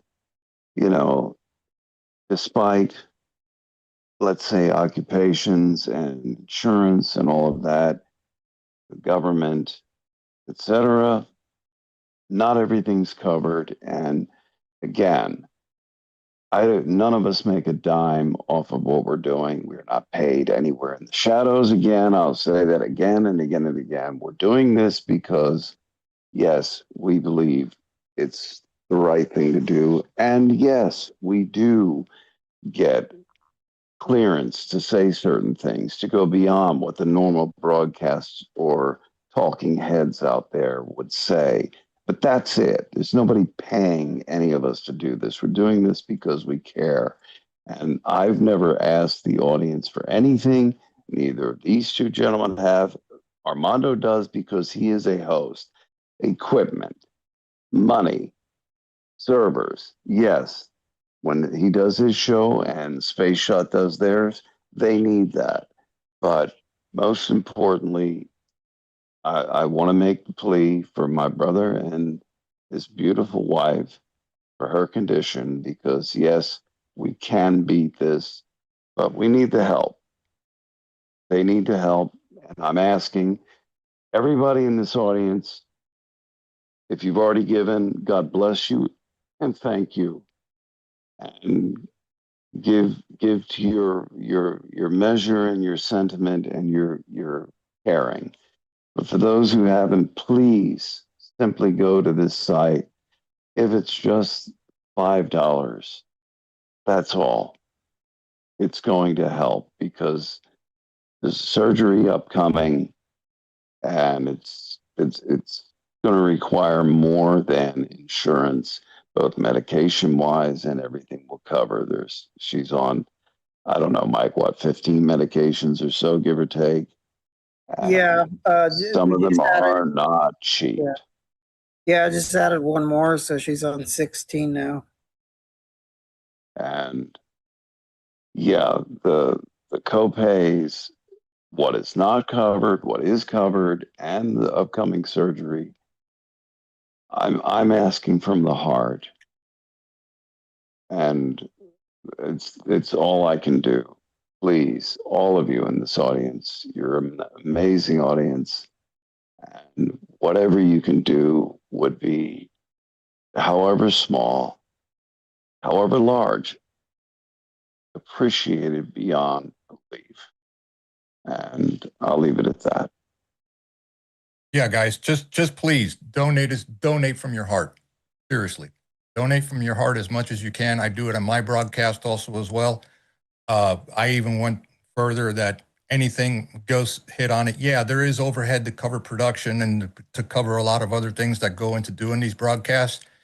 But I'm going to say, honestly, for the last 2 months, or when we started this venture for Renee and for Mike,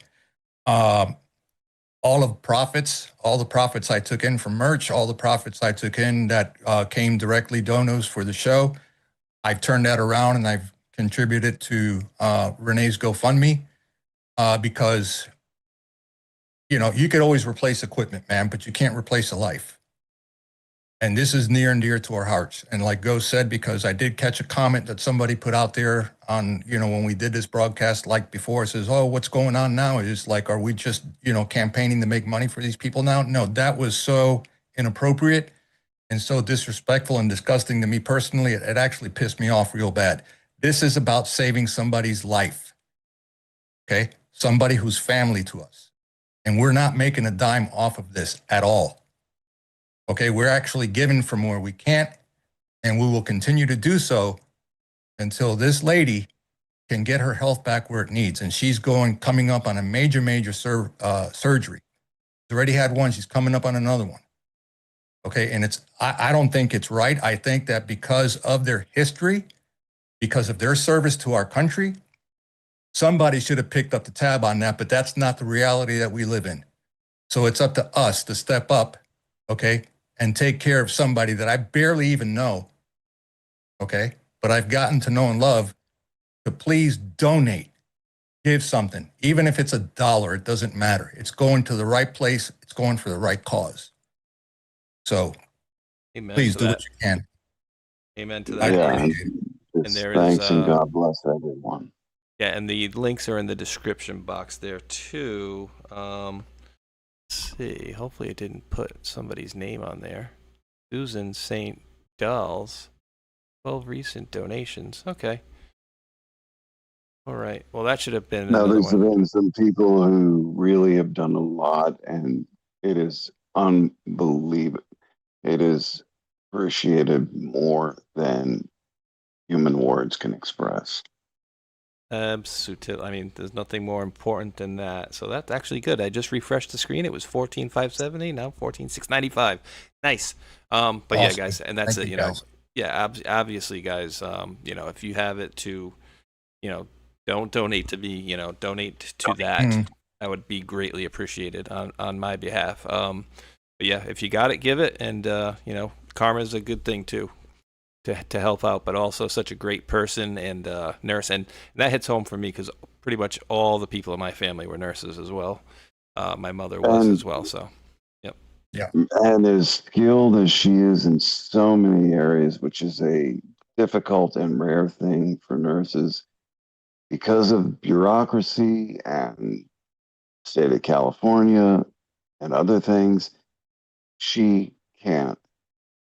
She's not even allowed to practice nursing because of the severity of all this for the rest of her life. Now, where does that's a whole different thing, a whole different discussion, but that's just another point to let the audience know that, look, this is how bad this hurts this couple that is family to me, period. Absolutely. Absolutely. And for, you know, she gets past these horrible speed bumps and she should be able to do telemedicine, you know, any number of things. But no, the way the system is set up, it strips people. And to strip someone like this with her history, her skill level, and just who she is as a human being and a woman and a wife. And it's just sickening. So please, anything anybody can do more than words can express, appreciate it. We're here. Amen to that. That's her. Okay. Let's All right. move on to Cuba and cigars. The Well, future of cigars. you may have to hold off on that one. Okay. Yeah, the All right. So just to bring everybody up to speed here real quick, we're going to talk a little bit about oil and Cuba tonight. And most of the stuff that I was fed to me basically came from a very, very good source. and I will leave it at that. But you've noticed lately that, especially on X, there was a big old hoopla, okay, and a big party throwing of, yeah, Cuba's going to get liberated, liberation for Cuba, let's go. You know, Trump saying Cuba's next, Marco Rubio, Cuba's next, and Cuba's next, and everybody in my community and in my networks, you know, they were all saying, oh my God, yeah, it's going to happen this month, it's going to happen this month. Well, I'm here to tell you that I don't think so. I don't see it that way. I'm going to stick to President Trump's timeline and Marco Rubio's timeline, which was what? Which was July of this year. Why? They are not going to go into Cuba at all until Iran is solved. They have to do it that way.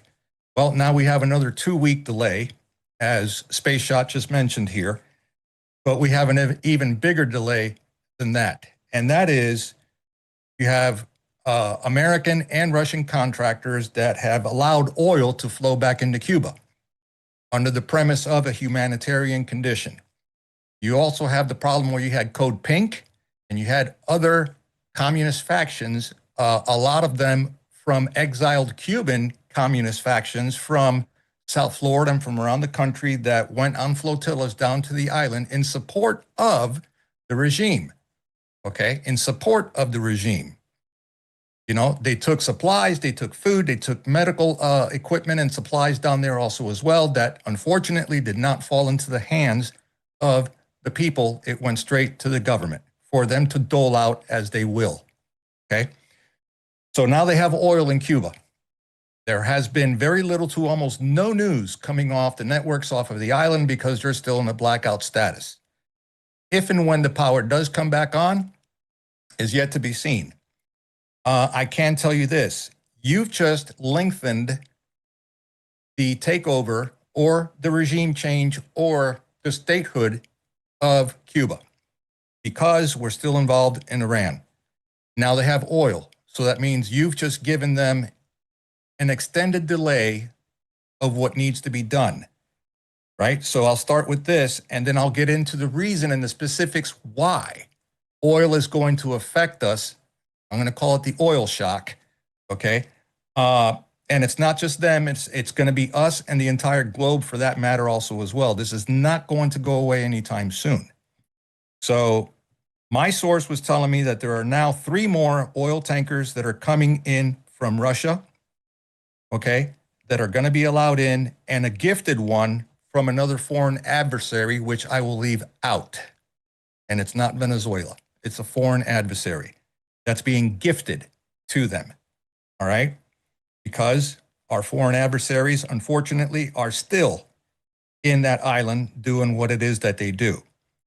Now, just to take that into perspective a little bit, understand that President Trump, President Putin, and President Xi, okay, are having very good and very positive conversations amongst each other, but they're all addressing the delicate balance of Cuba, okay?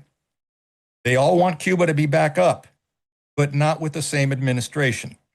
I'll leave that in air quotations, and I'm not going to talk about anything else as far as that concerned. But just know that that is current reality. The oil shock. Okay, so let's cut through the noise tonight. This is not just another regional conflict. What we are watching unfold is global energy checkpoint or choke point event. Right? And historically, events like this reshape economies. 1973, we had the oil embargo. 1979, we had Iranian Revolution. 1990, we had the Gulf War. Each one triggered inflation, supply shocks, and long-term global shifts. What we're seeing now has the potential to join that list. Now, here's what most people miss.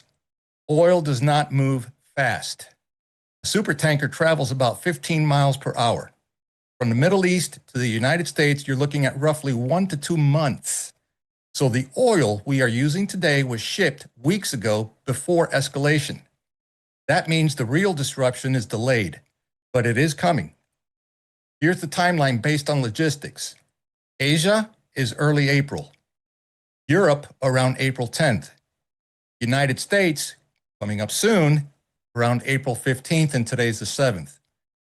Parts of East Africa already feeling it since late March. This is not theory. This is supply chain reality, right? So let's ground this in facts. The world uses about 100 million barrels of oil per day. Roughly 20% of that moves through the Straits of Hormuz. That is a critical artery.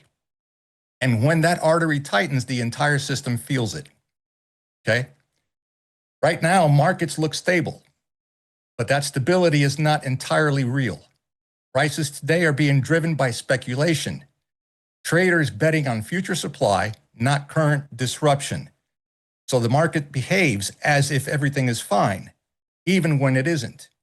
And when physical shortages catch up, that's when the system snaps. That's what we call oil shock, okay? Governments are already tapping strategic petroleum reserves. That buys time, but it does not solve the problem. As reserves declined, expect price volatility, pressure at the pump, and shifts in how energy is used. Here's where it hits home. Oil is not just fuel. It is in everything: transportation, food production, manufacturing. When oil prices rise, everything rises. And once Drugs, plastics, everything.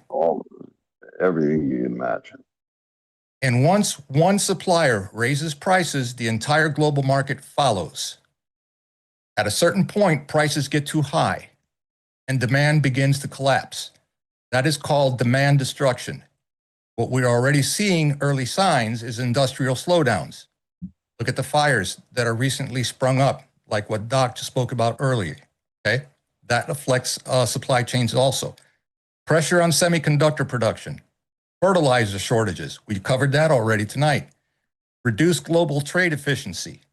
This is how inflation turns into contraction, okay? Some regions will feel this first. Southeast Asia, East Africa, import-dependent economies, they take the hit early. Then it spreads. Okay, winter, think about this for a minute. Spring and summer will feel like pressure building. Higher gas prices, higher cost of goods. But winter, 2026, that's when it becomes real. Heating costs rise, food prices climb, households feel it directly, okay? Now let's talk positioning. Because disruption creates opportunity, energy companies benefit from higher prices. Commodities move with volatility. Defense and logistics sectors expand under pressure. But there are risks. Airlines. A lot of airlines are talking about, hey, we don't have fuel, so we're just going to ground airline flights. That's already in the news. Manufacturing, consumer spending, those sectors get squeezed. Okay, so the final thing is this, let's be clear. We're not heading into chaos, but we are entering a period of tighter resources, higher costs, and global realignment. In moments like this, separate those who react late and those who prepare early. Okay, this is oil shock, and we're just at the beginning. So that's where we're at, folks. So whatever you're seeing on the news out there, when it comes to oil and how everything is going to be hunky-dory and dandy, don't expect it. This is going to be a long ride. That's all I got as far as the oil is concerned. And there was some interesting Switching my information that devices here just as I'm came walking. in. Yeah, good Mike, stuff. And what do you think it's? Oh, go ahead, buddy. Mike, I'm talking about, well, The okay. other Mike. Yeah, but you can answer this also. The text that just came in that is reflecting what Tuesday is reporting right now. And it's in the group with all of us in it, the private. Let me see if I chat. can find any of it. It should be Okay, right I'm there. looking over right now. Stand by. IRGC is attacked just now, attacked UAE, Saudi, Israel, and one other place. IRGC HQ in Baghdad was attacked, so I doubt this will last. The IRGC claims a lot of things that aren't part of the ceasefire. 2C is reporting on all the bombings from Iran now, which is live. Interesting. So looks like that lasted about 20 minutes. Yeah, the 2 weeks lasted. There you I go. think 22 minutes and 35 seconds or whatever. I'm just joking. I don't know. Do we know? Didn't last long. I mean, through the videos that we're looking at right now, Gary Nolan, not Gary Nolan. I'm thinking of Gary Nolan. I work with. Do you know kind of ordinance they're dropping, or Don't know. This is just the raw reporting right now. Is this live? This is Spaceshot? like about 50 minutes old. I think it's at 7:20. Yeah, it's actually an hour. When did he do this? 37. I mean, this is 37 minutes ago, and that's an hour ago. So like, how much time is in between? You know what I mean? Like, Yeah. Right. Well, they run on a half-hour differential. They don't run on solid hours as most of the time zones on the world. So right now, let me find right now like the exact time in Tehran. you also got to factor in the blackout periods too. Right. Tehran, it's 03:50 a.m., where normally right now well, Central Time, it's 19:20, so it's 7:20 p.m. But there it's in Tehran, it's 03:50 hours. So oddly enough, as you know, watching this right here, right now on Fox and CNN. I have it on a couple different screens. They're just doing the special elections, not even covering this. Yeah, of course because this not. is important. But Yeah. the horseshit election. Excuse me. I'll stop there. I'll just Well, stop there. I'm just trying to scrub back to see if I can see anything here, because what do we got here? Okay, This so is- the weaponry, in answer to the weaponry, this just came into me. So cluster warheads used in attack Israel again. Roger that. Yeah. Okay, so does it appear as if they just jumped the gun and did what the hell they wanted to do? Well, they got the memo late. What do you want? Yeah. So yeah, this whole live stream is an hour old. So, the ceasefire happened somewhere around here. Right? So that's when it was posted on True Social. So anything here forward is current. And then he's showing, this stuff. I'm not sure where that is. Labeling it, but 8th of April, 8 p.m. Eastern over there. And then kind of going forward to next time he shows the scape, it really doesn't show much. Like, so you're looking at this, you don't see any booms here going forward. I see we have a very strange apparent conflict of national interests playing out right before us right now. I think you nailed it, brother. I think you nailed it. Yeah. So Iran hit him, huh? Serious data point. So Israel hit Iran? Is that what we've come to figure out? It looks like it. Looks like it. Breaks. Iran. Thanks, buddy. Thanks, allies. Maybe, and then you never know. This could have been part of the let's say It could have been a last barrage. Right. So sent out. There's all kinds of variables right now, but we're just seeing what's presented. Well, if it was the last barrage, the next 24 hours will tell us if it is or not. That's for sure. Bingo. That's it right there. And and of course you're going to have the people that want to sow the narrative of, and they might be posting out stuff like, oh no, they just hit this. And I'm not saying that it did or didn't happen, but you are going to have a certain amount of people doing that. I mean, I wouldn't even put it past certain countries to hit themselves and say they were hit by another country. Well, remember, you just as the weeks go by, as the weeks go by, the BS is going to intensify. I'm just saying. It's Gonna gonna get He you intensify. meant that to rhyme. As the weeks go by, the BS will intensify. You'll Mhm. buy into the next lie. Just don't cry when the truth is nigh. Oh, wow. Maybe I should get into rapping. Jeez, I don't want to No, get I a don't think copyright I, strike. You I were a don't poet. think so. You're a poet and you didn't know it. Never knew it. Never knew it. Well, hey, guys, this is one I had up too from earlier. You were talking about like rare earth minerals and stuff. So apparently, Japan did the first successful earth mining, and they are pulling out some rare earths Little from. nuggets on the seafloor. Yeah, I guess. And they said, if they can make this a viable thing to do it, there's enough down there to do it for like ever. It sounds like it's like Right, like 20,000 years, honestly. yeah, like Truly, something crazy, there's that something much. bananas. Yeah, yeah, there's that much down there.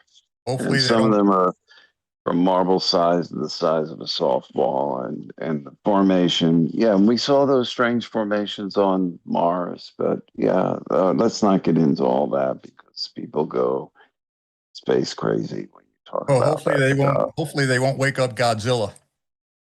Yeah. Godzilla. All We right. hit the wrong reserve. It's radioactive. Here comes the giant octopus. Well, that's what One they're doing with. octopus we're dealing with That's, now, and that needs to be smashed. But no, go ahead, bro. I'm sorry. no, I was just gonna say Sorry to that's ramble. that's what the stuff that they've been doing, right? Like all these weird scientific things that they're doing. I cringe to even think about some of the things that they've probably done in the past, like mixing genes and playing God essentially. So that can never been a good thing. Oh, actually, well, I got Anything all. you can imagine, it's been done or being done somewhere. Some nut job thought of it Just, already. I'll just leave it at that. But I have a question for everybody here. Sure. Based I on have what's no going on, idea. and based on what we know already, we got no assistance from Japan, definitely no assistance from Spain, none from France, none from the UK, none from all the other NATO countries. What do we do at NATO? Where do you see that going? Are we out of NATO? Do we Toilet. publicly announce it? I mean, Yeah. because seriously, this is why I made that comment I made earlier about, Well, pulling out. I know it sounds better we than that, paid for but, NATO. and give it We've to, we are, paid. that's the problem. Yeah, we paid for NATO. Let's stop paying for NATO when NATO doesn't step up. And I Okay. don't think it's majority of NATO countries. I think it's Keir Starmer. I'm sorry. I'm so sorry. Keir Starmer and et al. And what he's in his party. I just hope Rupert Lowe gains the traction he's so far demonstrated he's gaining. I hope people haven't forgotten who Rupert Lowe is. Want to remind some folks that may not If we remember? can, if we can bring up the latest video on Rupert Lowe, and I'm going to look for that right now.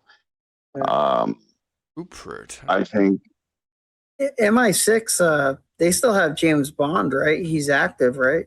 yeah, He can solve all this, right? dude, him and Jason Bourne Yeah. got it made. But you know what? They're not going to listen to George Smiley, who's actually got the whole game in hand. But he'll step in at the last minute and handle it. But yeah, James Bond, Guy? go to town. Who's this What are you Rupert talking Lowe about? guy? Who is Rupert Lowe? Great I believe Yarmouth? that's his name. Now, hold Yes. on. I'm sure I know I've got his last name correct, as in Rob Lowe, Lowe. But he started a new party in Britain that was overnight, literally leaps and bounds. He even referenced Asmongold and I believe 2C because he's all about what Trump is doing, what the administration is doing. Let's not focus the lesser minds among the cult of personality. If you hate Trump, that's fine. Fuck off. But the administration here, what we're doing as far as the immigration issue and the illegal issue, Lowe is calling for the same and pretty hardcore. And that party has been growing leaps and bounds in England. And yeah, so let me see what I can find on him quickly. Let's all of us look at that. I saw him give a speech not too long ago, and his first thing on his agenda is to wipe all of the immigration, the illegals out. That's where he wanted to start, was with that. That needs to be done. And I think I got the right guy on the screen, Ghost. It's Restore Britain. Yep. Yes, yes, yes. Please play anything of his, and okay. People will get the point, because you then have counterparts, one female in Germany and one in France, and they're gaining ground left and right, following what was done with the president of Italy. I believe they have a prime minister and the president's set up, but she has been amazing in Italy. And yeah, anything you can put up on Low. I got 7 hours ago. Here we go. Let's see. We should start with the people arriving illegally, and we should detain and deport them. We should then find the people living here illegally, and we should detain and deport them. Illegal means illegal in my book. And, you know, if you or I do something illegal, we end up in court, which is what happens when you break the law. And illegal means breaking the law. And then I said I would turn my attention to, after I deported the 10,500 foreign criminals in our prisons, I would turn my attention to those people who are living here, who've come here, and who have effectively been welcomed here, who are effectively not contributing to Britain, who are claiming benefits, and who are a cost to the British taxpayer. And I will turn my attention to them, and rather in the same way that Denmark and Sweden are doing it now, having pursued very misguided policies in 2015, they are actually encouraging people to leave the country who are not making a contribution, and hoping to return places like Malmo, which was extremely safe and very civilized. It's now become one of the crime centers of Europe, and they are hoping, obviously, to restore that to the way it was. And that means basically getting rid of people who aren't contributing and who don't integrate and don't share the view that our culture is the way they want to live their life. And I'm quite straightforward in my view. If you don't like our culture, and you don't like the fact that we live in a Christian country, then go and live somewhere else. Don't darken our doorstep. Why do you need to do that?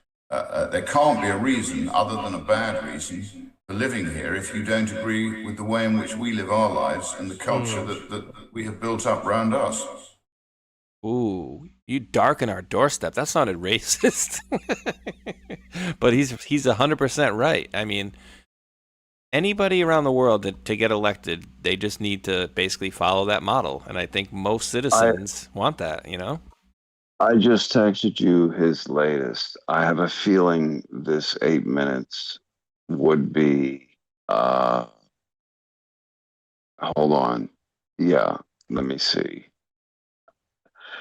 This is the latest that I found. It's 8 minutes. And I would say, yes, play this entire 8 minutes now. And elites are terrified, huh? Yeah. Good. I can go make myself couscous and listen. I love couscous. I think I texted to you twice, but there it is. And Parmesan. I think it's a perfect one. I'll be right back, guys. I'm going to recycle some fluids. Okie dokie. See what we Noble got effort. Oh, maybe if Mike unmutes the channel. I always do this just so a commercial don't play and you hear that. Anyway. And let's put Armando back where he was. There we go. I think he was there. No, right there. All right, let's see what we Our got. heritage stripped away. Starting over. Here we go. They've sold out our heritage, stripped away our sovereignty, and confidently told the silent majority to sit down and shut up. But what happens when the very people who actually built this country decide they've finally had enough? You're watching the controlled demolition of everything that made this island great, orchestrated by a Westminster bubble that holds you in absolute contempt. Are your hard-earned taxes paying for your safety, or are they directly funding your replacement? I'm going to reveal the exact words the establishment prays you never hear. The ultimate rallying cry. The manifesto that could unite this entire kingdom and tear the globalist agenda to the ground overnight. We're living through an absolute tragedy, folks. A land that once forged the modern world, governed by the ancient, hard-won liberties of common law and the Magna Carta, has been ruthlessly reduced to a state of managed decline. Just look out your front window, take a walk down your high street. Our towns and cities are entirely unrecognizable. Our public services are utterly broken, completely overwhelmed by a system that refuses to put British citizens first. And our industrial might, the magnificent roaring engines that powered the globe and gave dignity to millions of working men and women, has been shipped overseas by a treacherous political class that genuinely despises you. We've traded the unparalleled British genius for endless layers of suffocating, supranational bureaucracy. It breaks my heart, and I know it breaks yours. We remember what this country was. We remember the safety, the pride, the shared understanding of who we were as a unified people. Now, they want us to believe that national decline is just like the weather, something you simply have to put up with, grab an umbrella, and accept.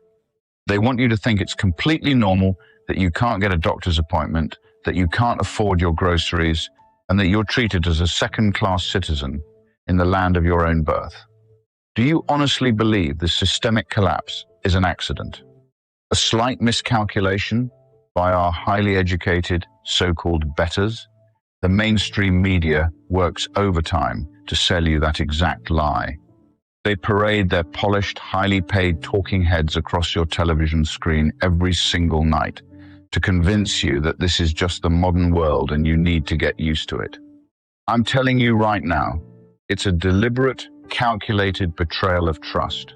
The enemy within isn't your neighbor. It's not the bloke down the pub struggling to pay his heating bill. The enemy is the insidious woke ideology infecting our schools, our police forces, and our historic institutions.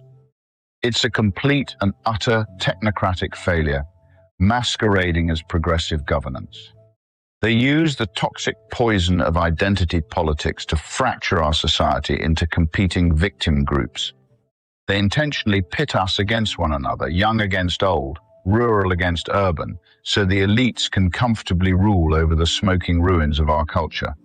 They sneer at our history. They tear down our statues of great heroes. They want you thoroughly ashamed of the very word Albion. The BBC and the rest of the media cartel will never admit this, because they're the primary architects of the division. They want you isolated, angry, and feeling like you're entirely alone in your own country. They want to crush your spirit so you never stand up to them. But there's a fatal flaw in their grand globalist master plan, and I'm about to expose exactly how we exploit it to take our country back. This is precisely why the Restore Britain movement are our absolute last line of defense against this managed decline, because they actually understand the true nature of the battlefield we find ourselves on. The establishment desperately wants England isolated and entirely cut off. They want us constantly bickering internally over manufactured nonsense. But the true strength of this patriotic movement, the thing that gives the globalists absolute cold sweat nightmares, is the union. The unyielding historical power of our United Nations. Listen to me very carefully. To every single English patriot standing firm under the cross of St. George, I say this: we can't achieve this glorious restoration alone. We absolutely require the unbreakable, rugged spirit of Scotland, guided by St Andrew. We need the fierce pride, the fire, and the poetry of Wales under St David. And we desperately need the steadfast, unshakable loyalty of Northern Ireland, protected by St Patrick. The media desperately wants you to forget the deep bonds of kinship that tie us all together as a mighty island nation. They want you to forget the immense shared sacrifices made in the muddy, blood-soaked trenches of Europe and the brutal, unforgiving beaches of 2 world wars. We bled together. We rebuilt this nation together. We're one people under the Union Jack, and don't ever let a suited bureaucrat in Whitehall tell you otherwise. When the establishment tries to divide us, we must aggressively remind them that the 4 nations together form the unbreakable spine of a truly global Britain. If we let them shatter our historical alliances, if we let them devolve and balkanize our beautiful island, we lose our sovereignty forever. We become easy pickings for the globalists, the World Economic Forum, and the European courts. They want us weak and compliant. But if we rally together, if we forge a singular, unified vision of restoration, the establishment has absolutely nowhere left to hide. They can't arrest all of us. They can't silence all of us.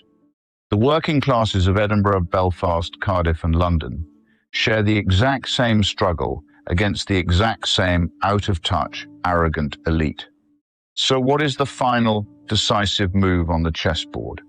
How do we guarantee they lose and we finally get our country back? We stand at a critical, historic crossroads between total cultural erasure and a glorious, roaring renewal. The call to restoration is sounding across the green hills and the concrete valleys of this ancient land. It's time to violently cast off the shackles of bureaucracy. We must ruthlessly return to common sense, relentlessly rebuild our industries, and proudly reclaim our destiny. We have a sacred duty to our ancestors who built this realm, and a profound obligation to our children who have to live in it, to ensure this kingdom does not go quietly into the night. We will take back control. We will completely restore the realm. We will rebuild the industrial might that made us the envy of the entire earth. Don't let the cynical mainstream media tell you it's over. Don't let the sneering politicians convince you that patriotism is somehow a crime. The tide is turning, the silent majority is finally finding its voice, and the establishment is terrified of what's coming. We're witnessing the beginning of the greatest political fight of our lifetimes, and we're going to win it together. Heck yeah. And I think they'd be stupid to give me a copyright because you'd think you'd want people to share that stuff. But yeah, sounds very, very in line with what President Trump is wanting to do here. Oh, God. How about that's going to be a good fight, by the way. But Rupert Lowe, yeah, he would not give a damn, and it would thank you for playing this for such a great audience. So, yeah, I wouldn't worry about that. That's going to be a big thing if they get him in over there for sure. You know, I'd like to hear comments from the audience. What do you think of what you just heard? Especially those of you who are in Britain. And look, the American spirit is behind you on this and him. And it's amazing to see his message. Common sense, truth, reality. Very well spoken, very well presented. And he happens to be a farmer. And, despite any, let's say, titles or positions, whatever, he's, I truly believe, speaking from the heart for what they need. And because the British people, a great people, want the same things. How many times did we see photographs and videos of "we want Trump"? And this was before the end of his first term, let alone that interim poopy pants phase, and to now. Find out what that was. I would love to hear from those in England, Wales, Scotland, Ireland, please chime in, say, speak your minds. Because this is a beautiful thing to see. Actually, right on cue, we got Greg 3012 dropped the $20 Rumble rant. He's like the king of the north. He's from the north of England. He says, "Thank you, Mike, for putting this on. Restore Britain." Yeah, absolutely. Yeah, and any comments in there? Loves her girl wrote Ghost. What do you make of the British monarchy? And then we had other people saying above, get rid of the monarchy. No, well, not just yet. Look, the monarchy, when this situation is fully delineated and better, and I can bring on guests too, one in particular, Lord G, that can bring more light to this. Love this. The royalty is in effect virtually in a very similar position of the population. They have been under the thumb of the moneyed, creating globalist agenda just as much. Yes, there's been a lot of shitfuckery with what's happened within the family. And yes, his brother needs to face the music. And I think that's one that we will see face the music. However, that's a tangent and a larger conversation that has the Epstein word all over it. But when it comes down to it, the royal families of Europe are actually not in the position most believe they are. They have been leveraged. They have been, let's say, marionetted to a degree. Why do you think King Charles and the president have had earlier on last year and throughout last year? Why do you think there were meetings and the showing of the two in public or private on the different settings? There's a lot more to this than meets the eye or that I could even begin to go into. I think that would require a specific show with that subject in mind.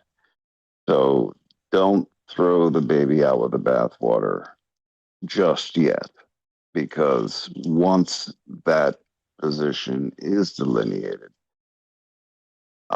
it would be in the best interest, in my humble opinion, of the royal family to, yes, cop to inequities as far as situations dealt with and the improprieties, but also they need to state their side of survival against the globalist agenda, because people, like I said, there would be a strange alignment of nations, and people will be surprised as information comes out from the sovereign realm again that no one, not intel agencies or anything, have access to.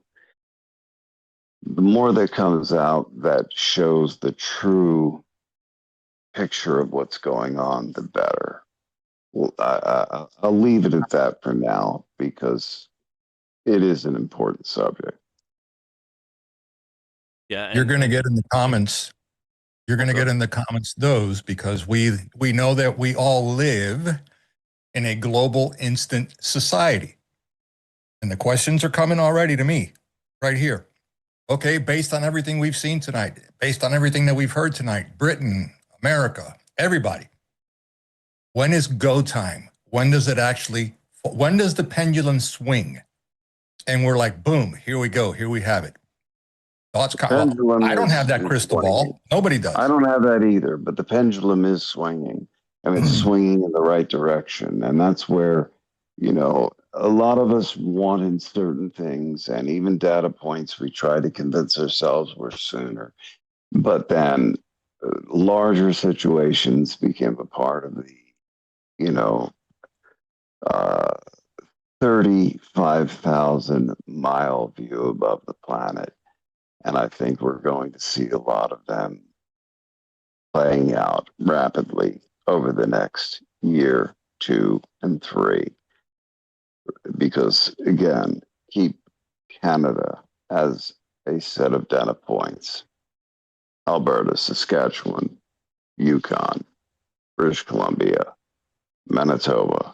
Watch all of them and what they're doing. That is a weakening, not necessarily of, again, as I said earlier, the Crown family, because the Crown Corporation is a separate institution over the ins of the court, over the bar temple. Okay? We know we have issues to fix in this country. Where I see high-level intel lacking is in the knowledge of what the sovereign layer does work through. Because in essence, it's been put this way in the past that whether it's MI6, CIA, and I'm using broad strokes here, they've all been private to a degree because of appointees at high positions.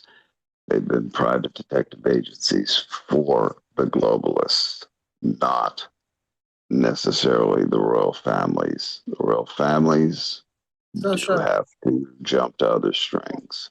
I'll leave it at that. Mike, were you going to say something there? I don't know if maybe he was talking off screen, but this is something that I brought a couple times online, probably with you guys as well. And I look at this like, we know how they like their numbers and this symbology, and we were told symbology will be their downfall. But I look at this not as their symbology, almost like using their symbology against them, right? And so the royal horses were blood-stroked and blood-soaked and going through there. Horse. Right, and then 5 horses belonging to a regiment associated with the king. Horse. Right, a pale horse that's bloody, and just by happenstance, from that date to when Prince Andrew was arrested, with 66th birthday with 6 police officers, just happens to be 666 days apart. And then this too, dude. How about this? I'm gonna pull this one over. Some of the folks were rejecting all those. Removal of titles and honors. The king initiated a formal process to remove the style, titles, and honors of Prince Andrew. This briefing examines how other titles may be removed, because other people are apparently going to be losing their titles as well. I forgot which group. Hell yeah. Sir or Lord. Sir is, Anthony Hopkins is Sir Anthony. He's an actor. Yes, an amazing guy as far as on the screen. Don't know about his personal life, don't care. But if it's gone into the ether realms, then fuck the guy. But otherwise, anybody that reflects well on the UK will get the designation of knighthood, sir. Lord is different. Lord is a term that means one who knows. Knows what? Well, in the House of Lords, it's a conglomeration of experts. Each one of them is supposed to be a specialist and one who knows all that is possibly known in their area of endeavor, whether it's science, anything from hard sciences to sociological to everything in between. And they're there to advise the royalty. However, that whole apparatus has been infiltrated, polluted, and left to a lesser level of operation throughout the last few decades. Now, having said that, there are those worldwide who have been granted lordships because why? They were smart enough to figure out how the system works. Again, the definition of Lord is one who knows. One knows what? Knows everything in your area of expertise. But those who are really at the top of the food chain know how the systems work. What are those systems? Well, they're your matrix systems, that of law and finance. If I can, law, finance, and so I'll extend it even to social / mass temporal engineering in how you get people to think and respond. And this is where, again, why we do what we do, to help you see that you don't and you should not respond emotionally to anything. You should respond with, where's the evidence and how does it fit the model of global domination? This is what we're in the middle of. 5 basic tables that run this world. However, there's always 2 at the top and competing. One has been at the top for quite a long time. We're talking in excess of 150 years. The one that is attempting to assert itself has all of the necessities required to do it, the biggest gun, and is willing to use it. And it is the United States, along with, let's say, 39 other nations. And we always sit at the head of it. Now, any more on that? No, I'm not saying. I'm saying, look at that, listen to what I just said, base it on the models of what you see happening in everything from financial trading houses to banks to, let's say, its integration with things like the WEF, former WEF, because it's dying at its own hand. The mistake that it was made and always is made at the human level are mistakes that Hitler made. Assuming you had ultimate power and you didn't, he was being played for a fool. And he played his role well and didn't even know that he was, in fact, a useful idiot. The Russian Revolution was conceived of 100 years prior and in its philosophical forms that later then were congealed to be applied to what happened during World War I and then the Russian Revolution, which there was a spy that was top level in Russian intelligence, and the story is out there. You can find it in documentaries and on certain things on certain channels, like the Declassified channel, for example. This man, when the heat started coming on him because of all he had been giving the Brits and us on internal operations regarding military, KGB, all of it, when his American counterpart is, let's say, his cutout contact handler to a degree, this kind of man you didn't handle. When he said, look, they're getting close, we can offer you full, we'll get you and your family out of the country. We owe that at the very least to you. This man got angry. You know what he said? And this would solicit respect from anyone knowledgeable of these things. He said, I'm not doing this for your country in the West. He pointed to the wall, and the Lenin and the current leader at the time, I believe, I can't remember which one it was, right before or during Gorbachev.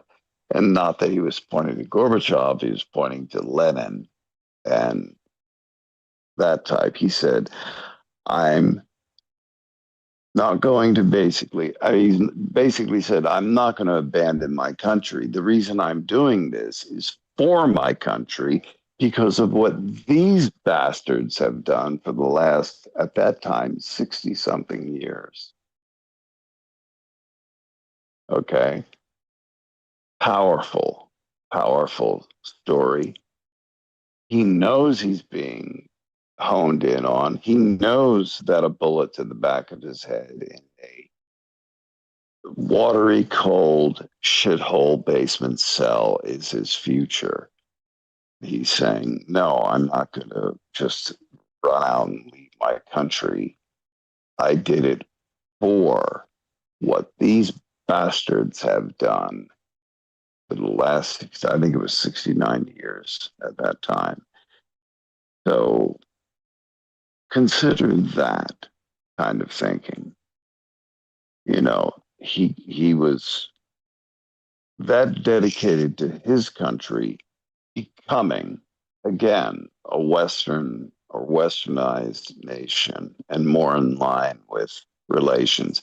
And where the neocons fucked us as a people, the American people and our country, was not developing better ties with Russia for trade, educational, scientific reasons, because they were saying then, we all share more in common than we do with they, meaning we, meaning Russia, does with the Chinese. But what do? We've kept them in a position to where they have to play even a nastier game. But we didn't have a choice because we were completely globalist, neocon run. At that time, and up until about 2010, and then on, it began to wane. And think about these things on that level. Think about, apply this kind of thinking and these types of scenarios with Iran. You have those in Iran, and it's the majority. And it is a majority that can be tapped with young, strong, intelligent bodies and minds in the younger that can take it to its nth degree. They don't care if we hit the power stations, all of it, as long as the IRGC and the fundamental Islamists are removed. And they'll handle it. It may be brutal to the outside world, but again, if you really want to vanquish an enemy, whether it be the banksters at the top of the mountains in the pyramid, you have only one thing to do. You either decimate and destroy them, or they reassert and come back. And that pendulum that is swinging in the right direction cannot, and I do not believe will not, go back in that other direction ever in the way that it has been. End of sermon. Cut the head off the snake. Blessed my father, thank you. And you were talking about an actor there, so I'll have to bring up 10 seconds of a horrible actor who used to be a really good actor, but when he's playing this role, he just doesn't seem to get his lines right. Is no Trump. That's right. There have been other presidents who have tested the constitutional limits of their power, but none have been such Robert, tell us, Robert. You know, you fucking know. I'm sorry. Isn't that funny though? I mean, like, you can't even just get up there. It's about as laughable to me as Savannah Guthrie's mother having to have a piece of paper in front of her face and going and mimicking the lines from the friggin' serial killer movie there with Hannibal Lecter there. My mother's a nice person. Talk to her and you'll see. It's like, wait, you need that in writing in front of you to say my mother's a great person. Talk to her and you'll see. I mean, so some of The this stuff is just reason wild. this guy is spouting off like he is because, yeah, he liked back in the day, I don't know what he does now, but 14-year-olds, that kind of thing. Yep. And you'll find him all over Epstein. You'll find him in other places, that other islands, other locations. So this is what he's afraid of. And he thinks that because he's Robert De Niro, all right, Robert De Niro as an actor, the only one you've ever put food on the table with has been your own family. You didn't do shit for my family or anybody else that's in the sound of my voice or anybody else other than in the industry who worked on his films. You haven't done fuck for American citizens, ever. So all you're trying to do is go out there and become a loudmouth son of a bitch because you know what you've done in the past and you know where your ass is headed when the rubber meets the road. So shut your fucking stupid, and I'm Italian, so shut your fucking stupid dago mouth up, you fucking shithead. You're a piece of shit, and that's what he is, in my humble opinion, of course. You know, got to make sure things are legally covered here. Not that I have anything to hide, but you want to take me to court for saying this? You got to prove what I would bring to it. And boy, I'd bring a stack because a lot of friends would say, hey, here it is. You'd have to deny it. But these are what these people are all about. And he's at a certain level of that food chain. And he doesn't want to see his ass go down in flames because, you know, he likes to, and I'll say it plain English, he likes to fuck 13, 14, 15-year-old little girls and has in the past. And all of the evidence is there. In my humble opinion, of course, but it's there.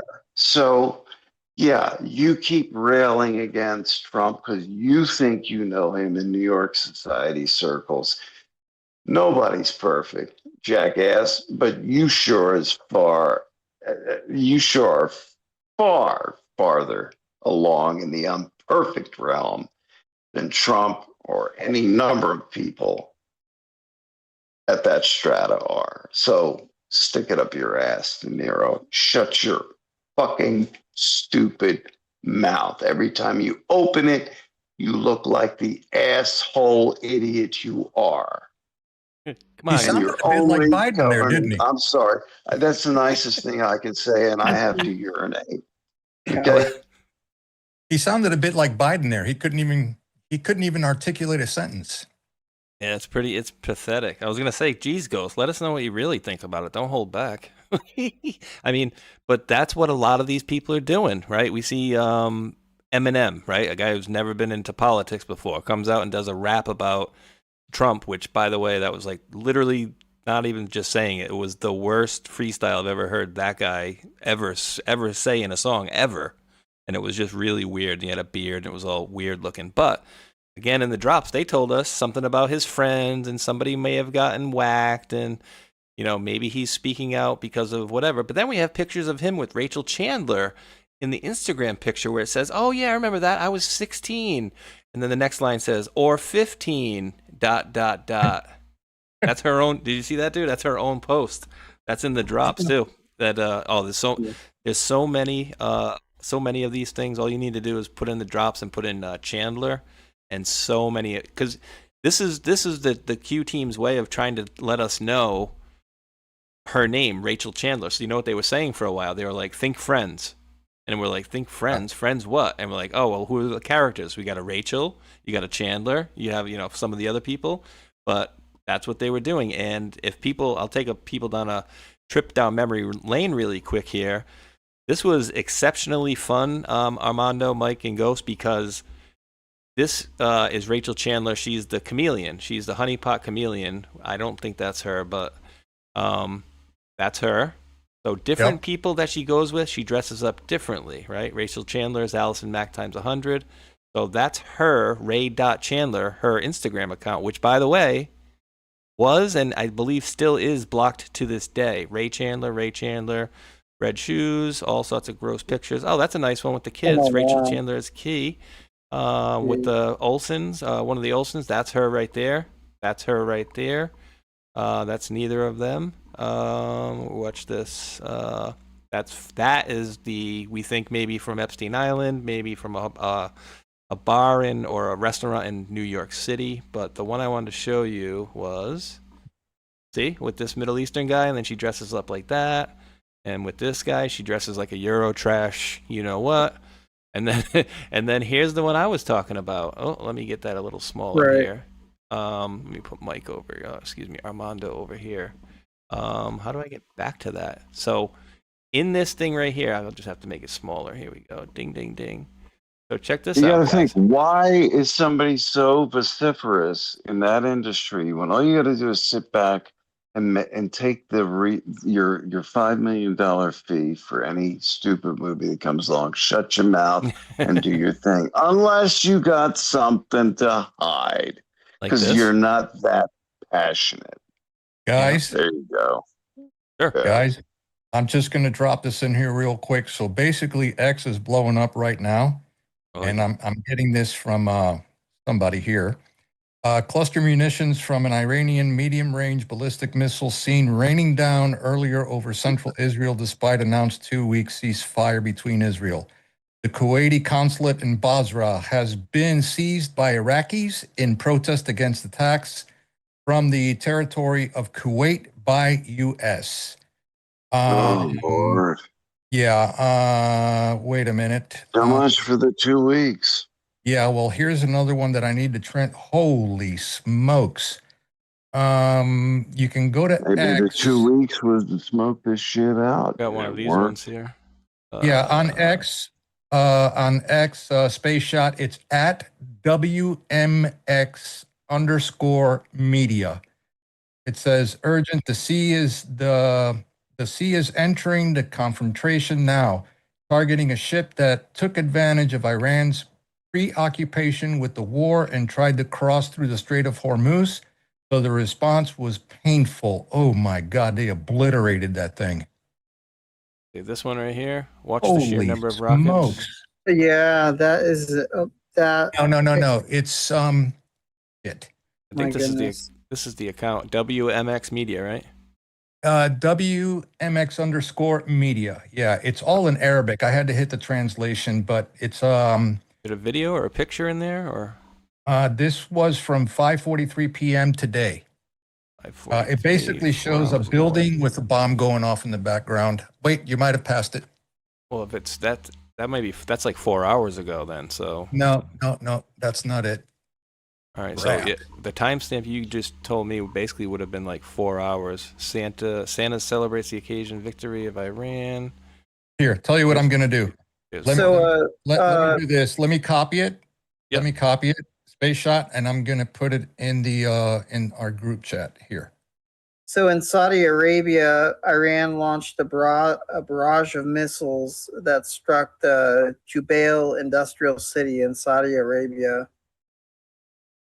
There it is. You should have it now. This is 48 minutes ago. Oh, in here. Okay, the phone. Let me see. Yeah. Over here, looking at the Zoom chat. Like I don't see it. Okay, here I got you. Get it up in here.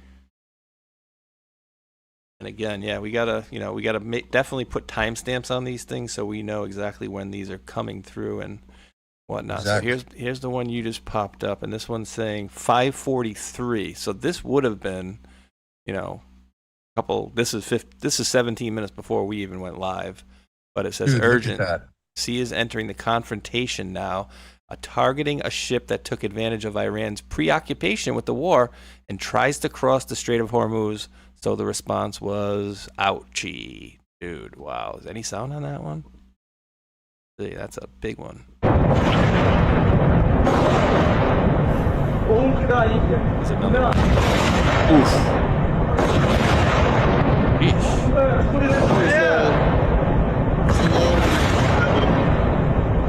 Now, guys, Guys, I'm no expert in explosions and stuff, but will That's just pretty oil do daggone that? loud.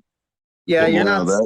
So you're not seeing all of the Hollywood flair and effect in it. Ghost, go ahead. Yeah, Ghost, go ahead. I was gonna say you got probably a couple 1,000-pounders coming in there. They're just lighting it up. Without a doubt. Yeah. Damn. And you're the Those are- ordnance dude, I'm bro. You think 1,000 pound? I think 1,000 pounders are on target. easily 1,000 pounders without a doubt. Yeah. Damn. Do they even know? So they just said it's basically a ship crossing, but they didn't say who it was, right? Did they?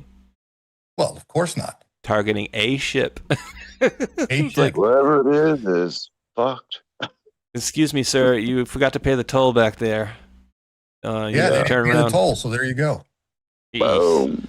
I mean, geez, don't you usually get a fine like that for the United States? You know, if you miss a toll booth, they send you a fine in the Well, mail. in this situation, it's 1,000-pound fine or 2,000. I'm telling you, guys. I don't want to be negative Nancy here, but I'm just telling you that this ceasefire is bullshit in my opinion. Yeah, I think I actually looking at it surfacely right now, it was a way to draw this out, draw out the fire, not draw out the time, but draw out, let's say, real responses from, I don't know, allies and enemy alike. Yeah, I mean, and That's the again, thought. this one again is, it's still an explosion somebody went through, but we gotta, what's current and what's going on, like, as we speak. Are there still, you just mentioned I think, Mike, you mentioned UAE, right? Or was it Saudi Arabia? Yeah, there's one in Saudi Arabia, and an hour ago in Dubai, a wave of attacks with rockets and drones. Reports of damage occurring near the U.S. consulate, Dubai International Airport, and the Burj AI Al Arab Hotel. The airspace is completely closed, and a state of anticipation prevails in the city as the peace conflict intensifies. And I'll send this over. The airport is literally getting obliterated. Wow. Yeah, and there's something I pulled up earlier. It was showing a bunch of people essentially leaving. They were implying essentially it's elites, right? Here. Rumors are circulating hundreds of oligarchs and politicians are fleeing Israel en masse under the cover of darkness right now. And this is probably clickbait stuff, but who knows? Oh, if it came from Matt Wallace, then yeah, it's definitely clickbait crap. This dude, I don't know how he gets the following he does. Just constantly puts out bullshit. 2.3 million followers. But yeah, I mean, so yeah, we definitely gotta, kind of see what's current. No confirmed oligarchs or politicians fleeing, but we know there are a lot of people leaving the airport en masse. Well, not just the airport, leaving the country en masse. My little timer's going, and give me 1 second, guys. If you want to just fill 15 seconds of it. Yep, no problem. Yeah. I'm going to send you something else here. I was going to sing a song, but no, the audience will take off if I do that. Anyway, he should have it. Anyway, whatever. I just think, yeah, we're seeing dropping of certain pants in all of this. Yep. So sensitive as that it bears, is, this is what's happening. That bears the question, guys. So I said earlier, we'll get the real gist on all of this happening right now, probably within the next 24 hours. And I'm pretty sure President Trump is going to make another press briefing or a conference or maybe SecWar or something like that, saying how they violated the ceasefire. Regardless of whoever points the finger, and then he's going to draw out some other measures, I'm sure. Don't you guys agree? Yeah, I just got a message from my friend at Air Force OSI, who works.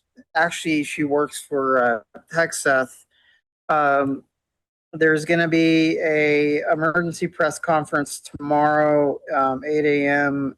Eastern Standard Time, if not earlier, due to the outcome of everything that's happening. There you go. 8 a.m. sounds pretty direct in the morning. So That would be more of a bad news thing than a good news thing? Think they would maybe wait towards the afternoon for more good news? I don't know. I mean, like, you know, it's like say, hey, you know, the ceasefire is and it's good. I don't know that they would get up at 8 in the morning to get everybody rolled out for that. You know, I don't know, but you know, Right. it's just my guess, but we'll see. With anything, you know, it's a waiting game, and who knows, you know, I don't know the time schedule. I was not in the military, so I don't know, like, hey, if you have guys set up to go do some of these bombings or whatever they're doing, you know, do they have their orders? I'm sure they're still in contact, but I doubt that they're all like watching President Trump's Truth Social, like, oh, hey, did he post yet? Oh yeah, we got a ceasefire, like, you know what I mean? They're busy with operational schedules, and Here's another unknown. Here's another unknown, guys, based on everything we saw from Tusi TV and the ceasefire and the 10 days and all that. There are no updates. There's no updates that I haven't seen any. Maybe there are some out there as far as Clark Island. You know, did the boots on the ground happen? Did we get anywhere with that? Where they recall and say, hey, no, let's leave that alone? I mean, I haven't seen anything out there on that. Have you guys? All I saw was I woke up to something, a blurb on boots on the ground. I didn't get a chance to follow it up. Had other issues jump up, but that's what I saw. Don't know the validity. Took it at the moment as okay, something to look into. Right. But yeah, because we didn't hear anything about that at all. Because last I heard, and if they are boots on the ground, but I don't know. Do we need to be hearing at this point? And that's probably not. That's something that I think the public needs to understand. We don't, in a real hardcore, serious set of circumstances we're in right now. No, none of us need to hear publicly everything that's going on. And, true. That is very true. Yeah. Yeah. The embedded, embedded MSM idiots. The good thing, that's a very, good sign for people to see that we're not being fed by embedded people grabbing their helmets, one grabbing a vest, the other grabbing, you remember the video from the Persian Gulf War, that is always worth a wonderful laugh with the two of them. Oh, it's incoming. And one puts a helmet on, and it's like, no, if you're close enough, you're both gone. So knock it off. And it was all staged. Take a trip down memory lane. If you want to bring that up, I think the audience should see that. It's a wonderful thing to see because it's comedy at its best. MSM. Remember the SEAL team that was embedded in Panama before they took the Cubans out of the airport there for Noriega's private plane? Yeah. Where the lights came on all of a sudden and says, hey, it's Joe Blow from CNN. So what's your tactic here, guys? And they're like, what the fuck? Where did you come from? And unfortunately, you didn't see that in Venezuela. Yeah. You didn't see that in Venezuela. You haven't seen that in this. And that is a good thing. That means it's serious. So in Saudi Arabia, a supersonic and a couple ballistic missiles landed on the Jubail Industrial Petrochemical Complex in Saudi Arabia, causing fires to break out in the entire Jubail Industrial Petrochemical Complex. Wouldn't you like to see the arc of incoming and the origination point of that? I'd love to. Oh, here's an interesting one. Reports indicate that U.S. strikes against Iranian-backed Popular Mobilization Front positions are underway in Baghdad, Iraq. Now. There we go. Certain ones in Iraq coming back to bite us in the ass because that was not handled. And then in the old city of Jerusalem, multiple rockets have landed and fires breaking out in the old city of Jerusalem. All right, let's get ready. Dome of the Rock. Boom. Dome of the Rock. Get ready. The Get temple. ready. The temple. Get ready. We said it. Yeah. We said it 2 weeks ago on this broadcast. They paved the way at Tehran Airport so they can map out the Golden Dome Temple in Jerusalem. Get There ready. we go. Bingo. It's coming. It's coming, baby. And you know what? This show will serve as a timestamp on those comments, because that's coming. And you know, certain ones didn't get their way other places, so they're going to get their way there. That's their not fallback, but that's just another aspect. So if the main aspect didn't get played out, the secondary aspect will, for the psyop effect of it all. So yeah, watch. The dome is going to go boom. Yep. Oh, we got to rebuild the temple. Yeah. They will. And they're going to rebuild it in Argentina, thanks to President Milei. There you go.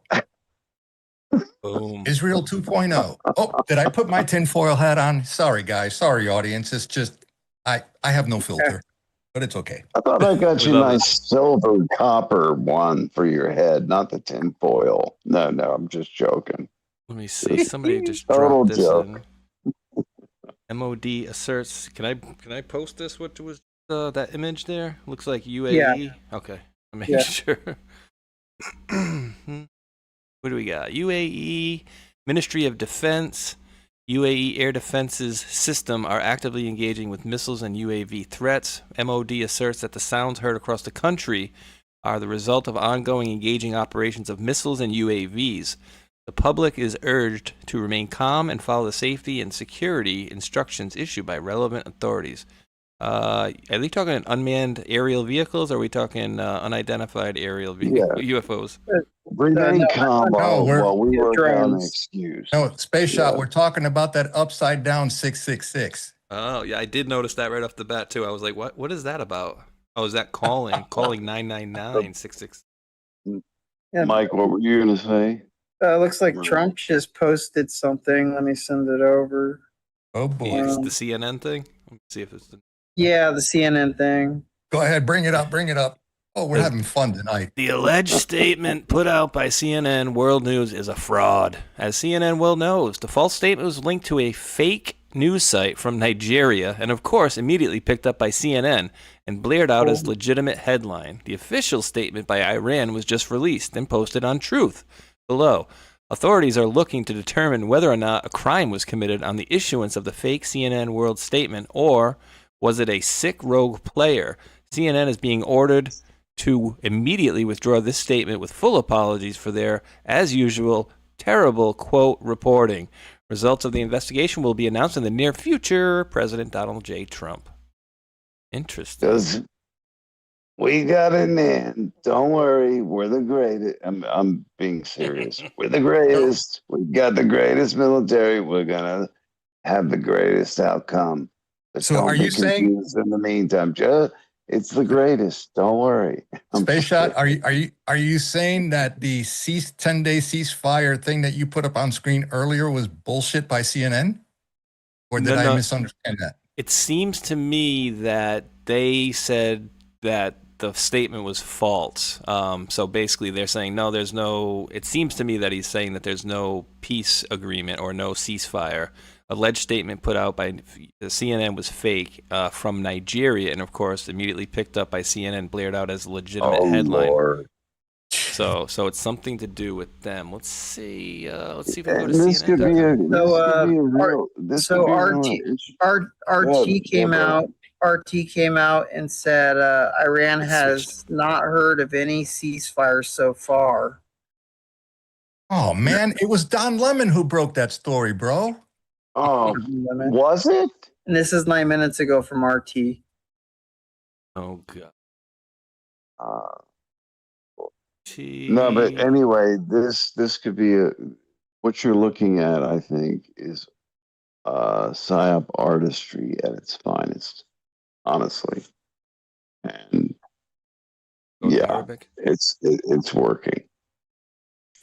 We have prepared quality surprises to confront Trump's madness, one which is adding Aramco facilities to the 2 Yanbu oil facilities, as well as the Fallujah pipeline to our list of targets. The Tasnim agency quoted Iranian statement that Tehran will not hesitate to respond to the United States and its partners in the event of committing any hostile acts against it 58 minutes ago. And again, how many of these people, even news reporters, right? And we talk about black pillars like the average, citizen or whatever, right? But how many of these news organizations want to sow, they don't want to have the peace. They want to sow division and say, even if there is, they're going to be like, no, boom, boom, boom. Every globalist does. Every globalist aspect or funded or owned one does. Absolutely. Absolutely. No question.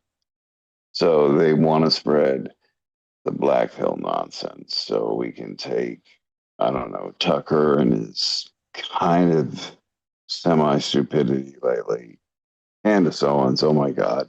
She is just the pinnacle of absolute hardcore human intelligence. Yes, we should follow her. We should follow Alex Jones, of course. What was Tucker's latest thing? Oh, Trump is the Antichrist. That's right. Yeah. Candace said he was satanic. Yeah. So let's. And then we know who extends up that food chain, but we're not going to say that on this broadcast for all of our safety because they play nasty. So I'm sorry, ladies and gentlemen, won't go there, can't go there. It will be known in the fullness and nearness of time. Again, everything is revealed just by its actions. Because it will always counter with something, and that will then bring out a point of contention and question. And again, if you don't respond emotionally and you respond as okay, that's an information data point, then yeah, you can put it together. And this is what the high-end megalopolis of this and misinformation being put out there is trying to do. Don't lend your mind to it. Keep your mind, again, I'll say this, keep your mind to you. And it's kind of ironic about the Kimberly Clark fire in Ontario, California. I'll post it here. So Sir Adams reposted it, and 3% of the West Coast toilet paper supply has been taken out. Oh God! God, here we go. You're gonna run to the store now. Go to Albertsons. Go to Albertsons now on the West Coast and get your toilet paper, folks. You can't make. Or just make sure you got a good washing machine and you got enough rags because you might need them. Yeah, I don't mean to get toasty on that stuff, but it's just a reality. And what else was there too? So paper. you'd have to have any Toilet folks out there. paper and pizza index. Okay. Did you see that the other day? They talking about the Pentagon ordered a lot of pizzas, so there's going to be something going on. I guess apparently some people monitor how often pizzas get delivered to the Pentagon because they try to use that as an indicator of ongoing missions. The real question is how many order with anchovies? Extra anchovies. Yeah. I'm just kidding. The Loverboy extra one. Let me read this last one here for you guys. George Carlin say, something stinks worse than, excuse me, ladies and gentlemen, but I'm going to get graphic. Stinks worse than an anchovies. Okay. I'm just saying there are things that you will see that will, in your minds, stink worse than that. I hope it was a joke to some. I know I offended some. Sorry if I offended you, but okay, I'll leave it at that. It's all good. I'll leave it at that. Yeah. All right. All right, boys. Well, we gotta do a little wrap up here. Any final thoughts that you guys want to send out the door, or especially Armando? Let's let you go first too, because you're also a fellow podcaster, and we got to get you back on over here, away from these two bad influences. No, just kidding. Gotta get you on here someday with myself as well. So we'll hook it up, and I'll make sure to drop your links into the chat as well. I'm pretty sure your links are in the chat already, so I'll just share them with the folks. Awesome. Yeah, thank you for that there, Space Shot. Yeah, for all the guys here in the audience, thank you again, really, for having me. And if you guys want to go ahead and give me a follow over on the channel, I'm here on Rumble at Truth Table News World. Truth Table News World, you can hit me up here on Rumble. Would appreciate a follow there. And we will kick off a new broadcast coming this Thursday. And we're going to be talking a lot about UFO, UAPs, and that type of stuff, because it is pertinent to our current times. So would love to have you guys come out. Yep, just dropped it into the Rumble and YouTube chat, and I'm dropping it off at the soon-to-be no longer D-Live, and I'm heading over to Pilled. Mike, would you like to any parting words for the crew out here? Maybe tell people how to keep their head a little bit more level and out of their rear end. Yeah, no, absolutely about that. First I just want to, say, with all my heart and gratitude and just everything, I just want to say thank you, for the support and kindness, for my lovely wife, Renee, and everything that she's going through. And we're fighting every bit of it of the way. That absolutely means everything to her and to us. And with God's help and God's will, we're going to get through this one way or another. And like Ghost was saying, they did try. There are saying she can't nurse again, but that doesn't mean that if she gets better, she can't do telehealth from another location, or even the VA or something. So I just want to say thank you about that, and that really means everything to us. With everything going on in the world, I would highly expect to see an amplification coming up, especially since I just got a message from my colleague in the Air Force. So that meeting is supposed to be 8 a.m. Eastern Standard Time, 5 o'clock Pacific, and that's with Secretary of War Defense Pete Hegseth, and the Chief of Staff, and a couple of the other generals managing. And they said no mention of anchovies either. Yeah, and just and what's going on within the world, just remember, your family is the most important thing that you have. And if something does happen, just always have your emergency connections to follow up with, just in case something were to happen. Again, we're all here to share information to the audience the best that we can. Anything that I have to get pre-approved through my commanders and supervisors per se. So I just I wish everyone the best. We will get through this. It may take some time, but ultimately we will get through all of this. And I can't say what will happen or what won't happen, but as long as we're all together and working collectively and cohesively, it'll be much easier to get through this together. Amen to that. Well, I second that absolutely. I'm just going to say something from the heart. I'm grateful and blessed to have brothers like Mike and Armando, and you too, Space Shot, so that we can get together and hash these things over, throw things out, and provide some very useful, let's say, data point aspects to people to better look at all of this and diagnose it in their own minds, to their own measure, because that's the most important thing. We're dealing in not a simple, basic, kinetic front-on-front war. This is a war that affects everyone down to your device. It's a war of attrition. Yep. Absolutely. Absolutely. And that attrition is measured ultimately in the temporal strength of your minds.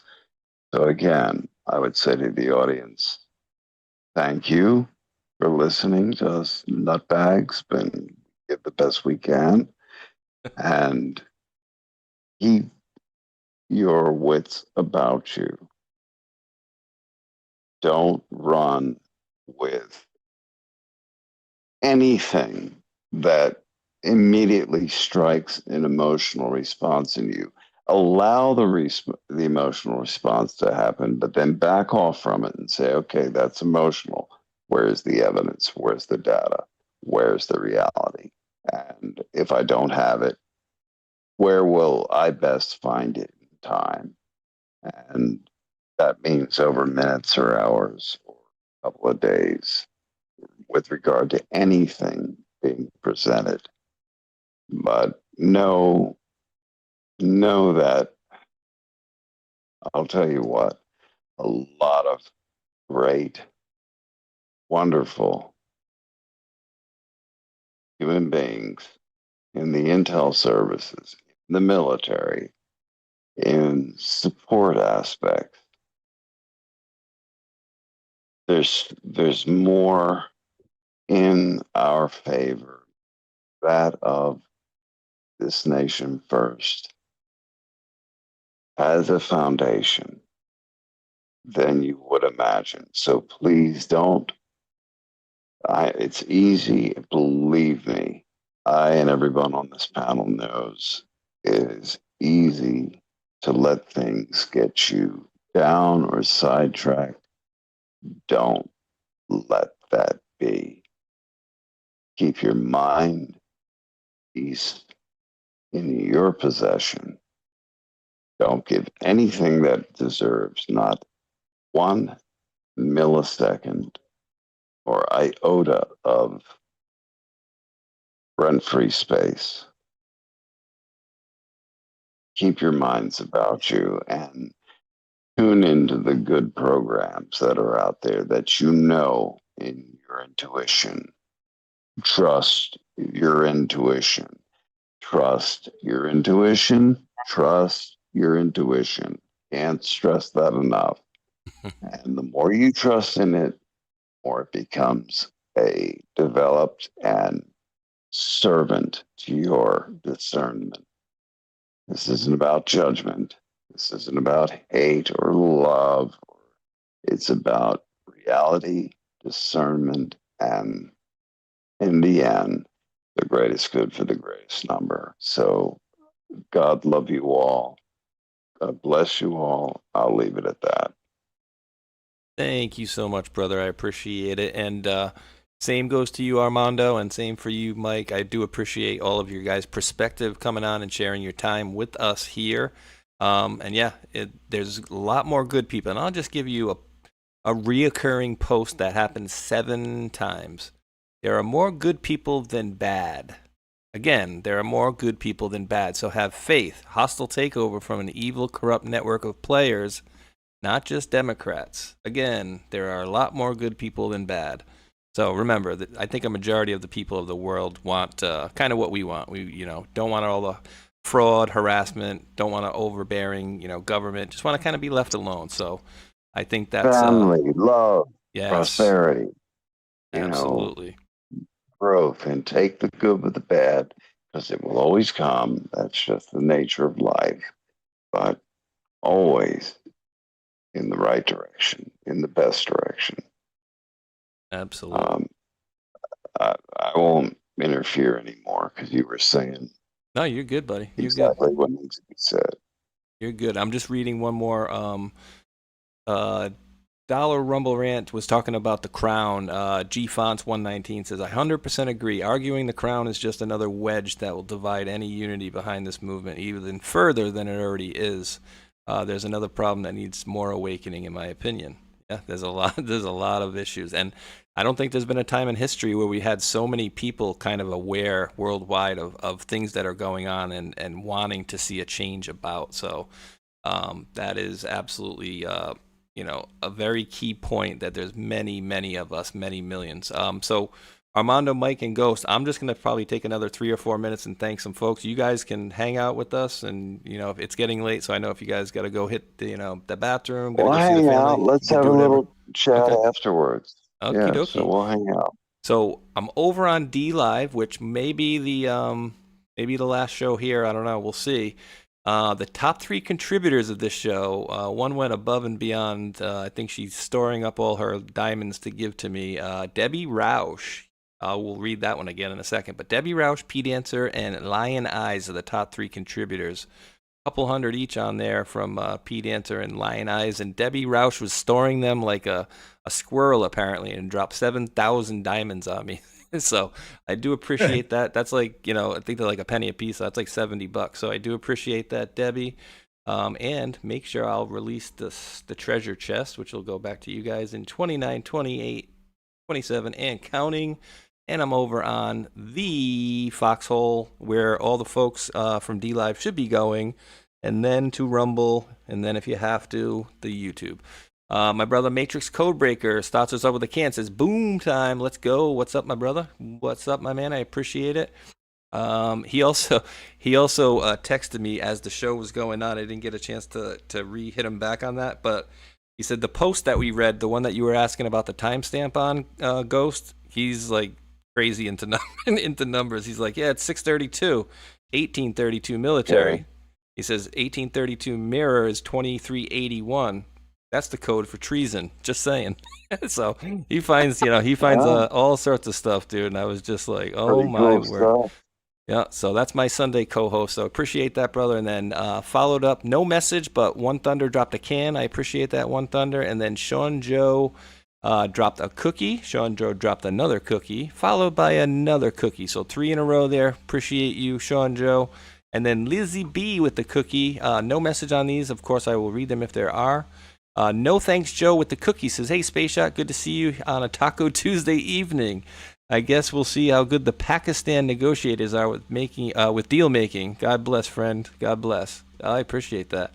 Yeah, and they were saying maybe Pakistan was with this one, and a couple days ago they were talking about Egypt or whatever. I don't even know how legit that was, but yeah, Taco Tuesday. And then I'm going to get Armando, Mike, and Ghost's opinions, because this used to be a big battle. Wings or tacos? Tacos. Mike? Tacos. And if they're fish tacos, even better. Hell yeah. Mike, if I you're like there. Oh, wing Ghost, tacos. Wing tacos. Never had them. They do a pulled But sounds good. pulled chicken, like a pulled pork one at the place near me. Chicken street tacos, they call them. They're pretty good. My answer is, I love them both, but if I had to choose, I'm going with buffalo wings. Not too hot. I'm a wuss when it comes to spicy. So thanks for that. No thanks, Joe. And then One Thunder with the dropping 117 gold pills, which says, where we go one, we go all. Appreciate that, One Thunder. And then followed by 2 more cookies from Sean Joe. And for the best I understand, we do have some milk to go with those cookies coming soon. So I do appreciate that, guys. I'm going to release the scratchings over here, and they should be coming at you shortly. Tomorrow is a scheduled off day. You never know what could happen, so just keep your eye on the keep your eye on Twitter and Telegram. You never know. So it is a planned off day, so I plan to do not much, but I actually unfortunately have a few things to do. But thank you so much again, Ghost and Armando and Mike. I do appreciate you guys all coming on with me here, especially in a kind of a last-minute situation, somewhat, but always appreciated, guys.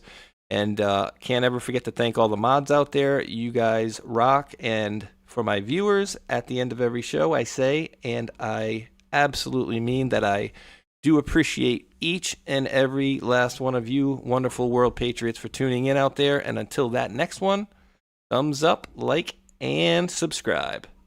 Peace. Hey, brother, can we do this until the foreseeable future? I'm up for it. I'm sure the other guys would be. Let's see if the crowd says yes, but I'm going to say yes anyway. Awesome. Peace. Great. Crowds.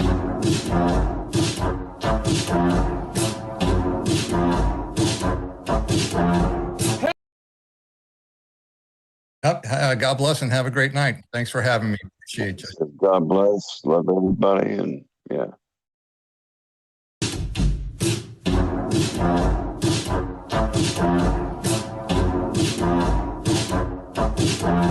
Hello, guys. Something special is happening in here. That's right. It's brackets and jackets. Bringing it back for brackets and jackets. Special Epstein Island edition. That's right, folks. Epstein, Jeffrey Epstein, the man with the island, which is suspiciously close to Haiti. That's right. You see this man, Jeffrey Epstein, is funding lots of people. He's funding lots of people on the street to make sure his shit doesn't get out. That's right. They want the record sealed. And they're paying a lot of people. Epstein's paying a lot of people. Oh, boy. For one, he's got a whole Mossad media matrix in America. And I would bet you anything that Alex Jones is one of them. Prove me wrong. That's right, Cappy's in the portal. Cappy's in the portal. Cappy's in the building with songs about Epstein. It's Breakfast Jacket's Epstein edition. Guys, I had some epiphanies today. I had some real big epiphanies about some guys. A big network of guys and spies and lies and liars.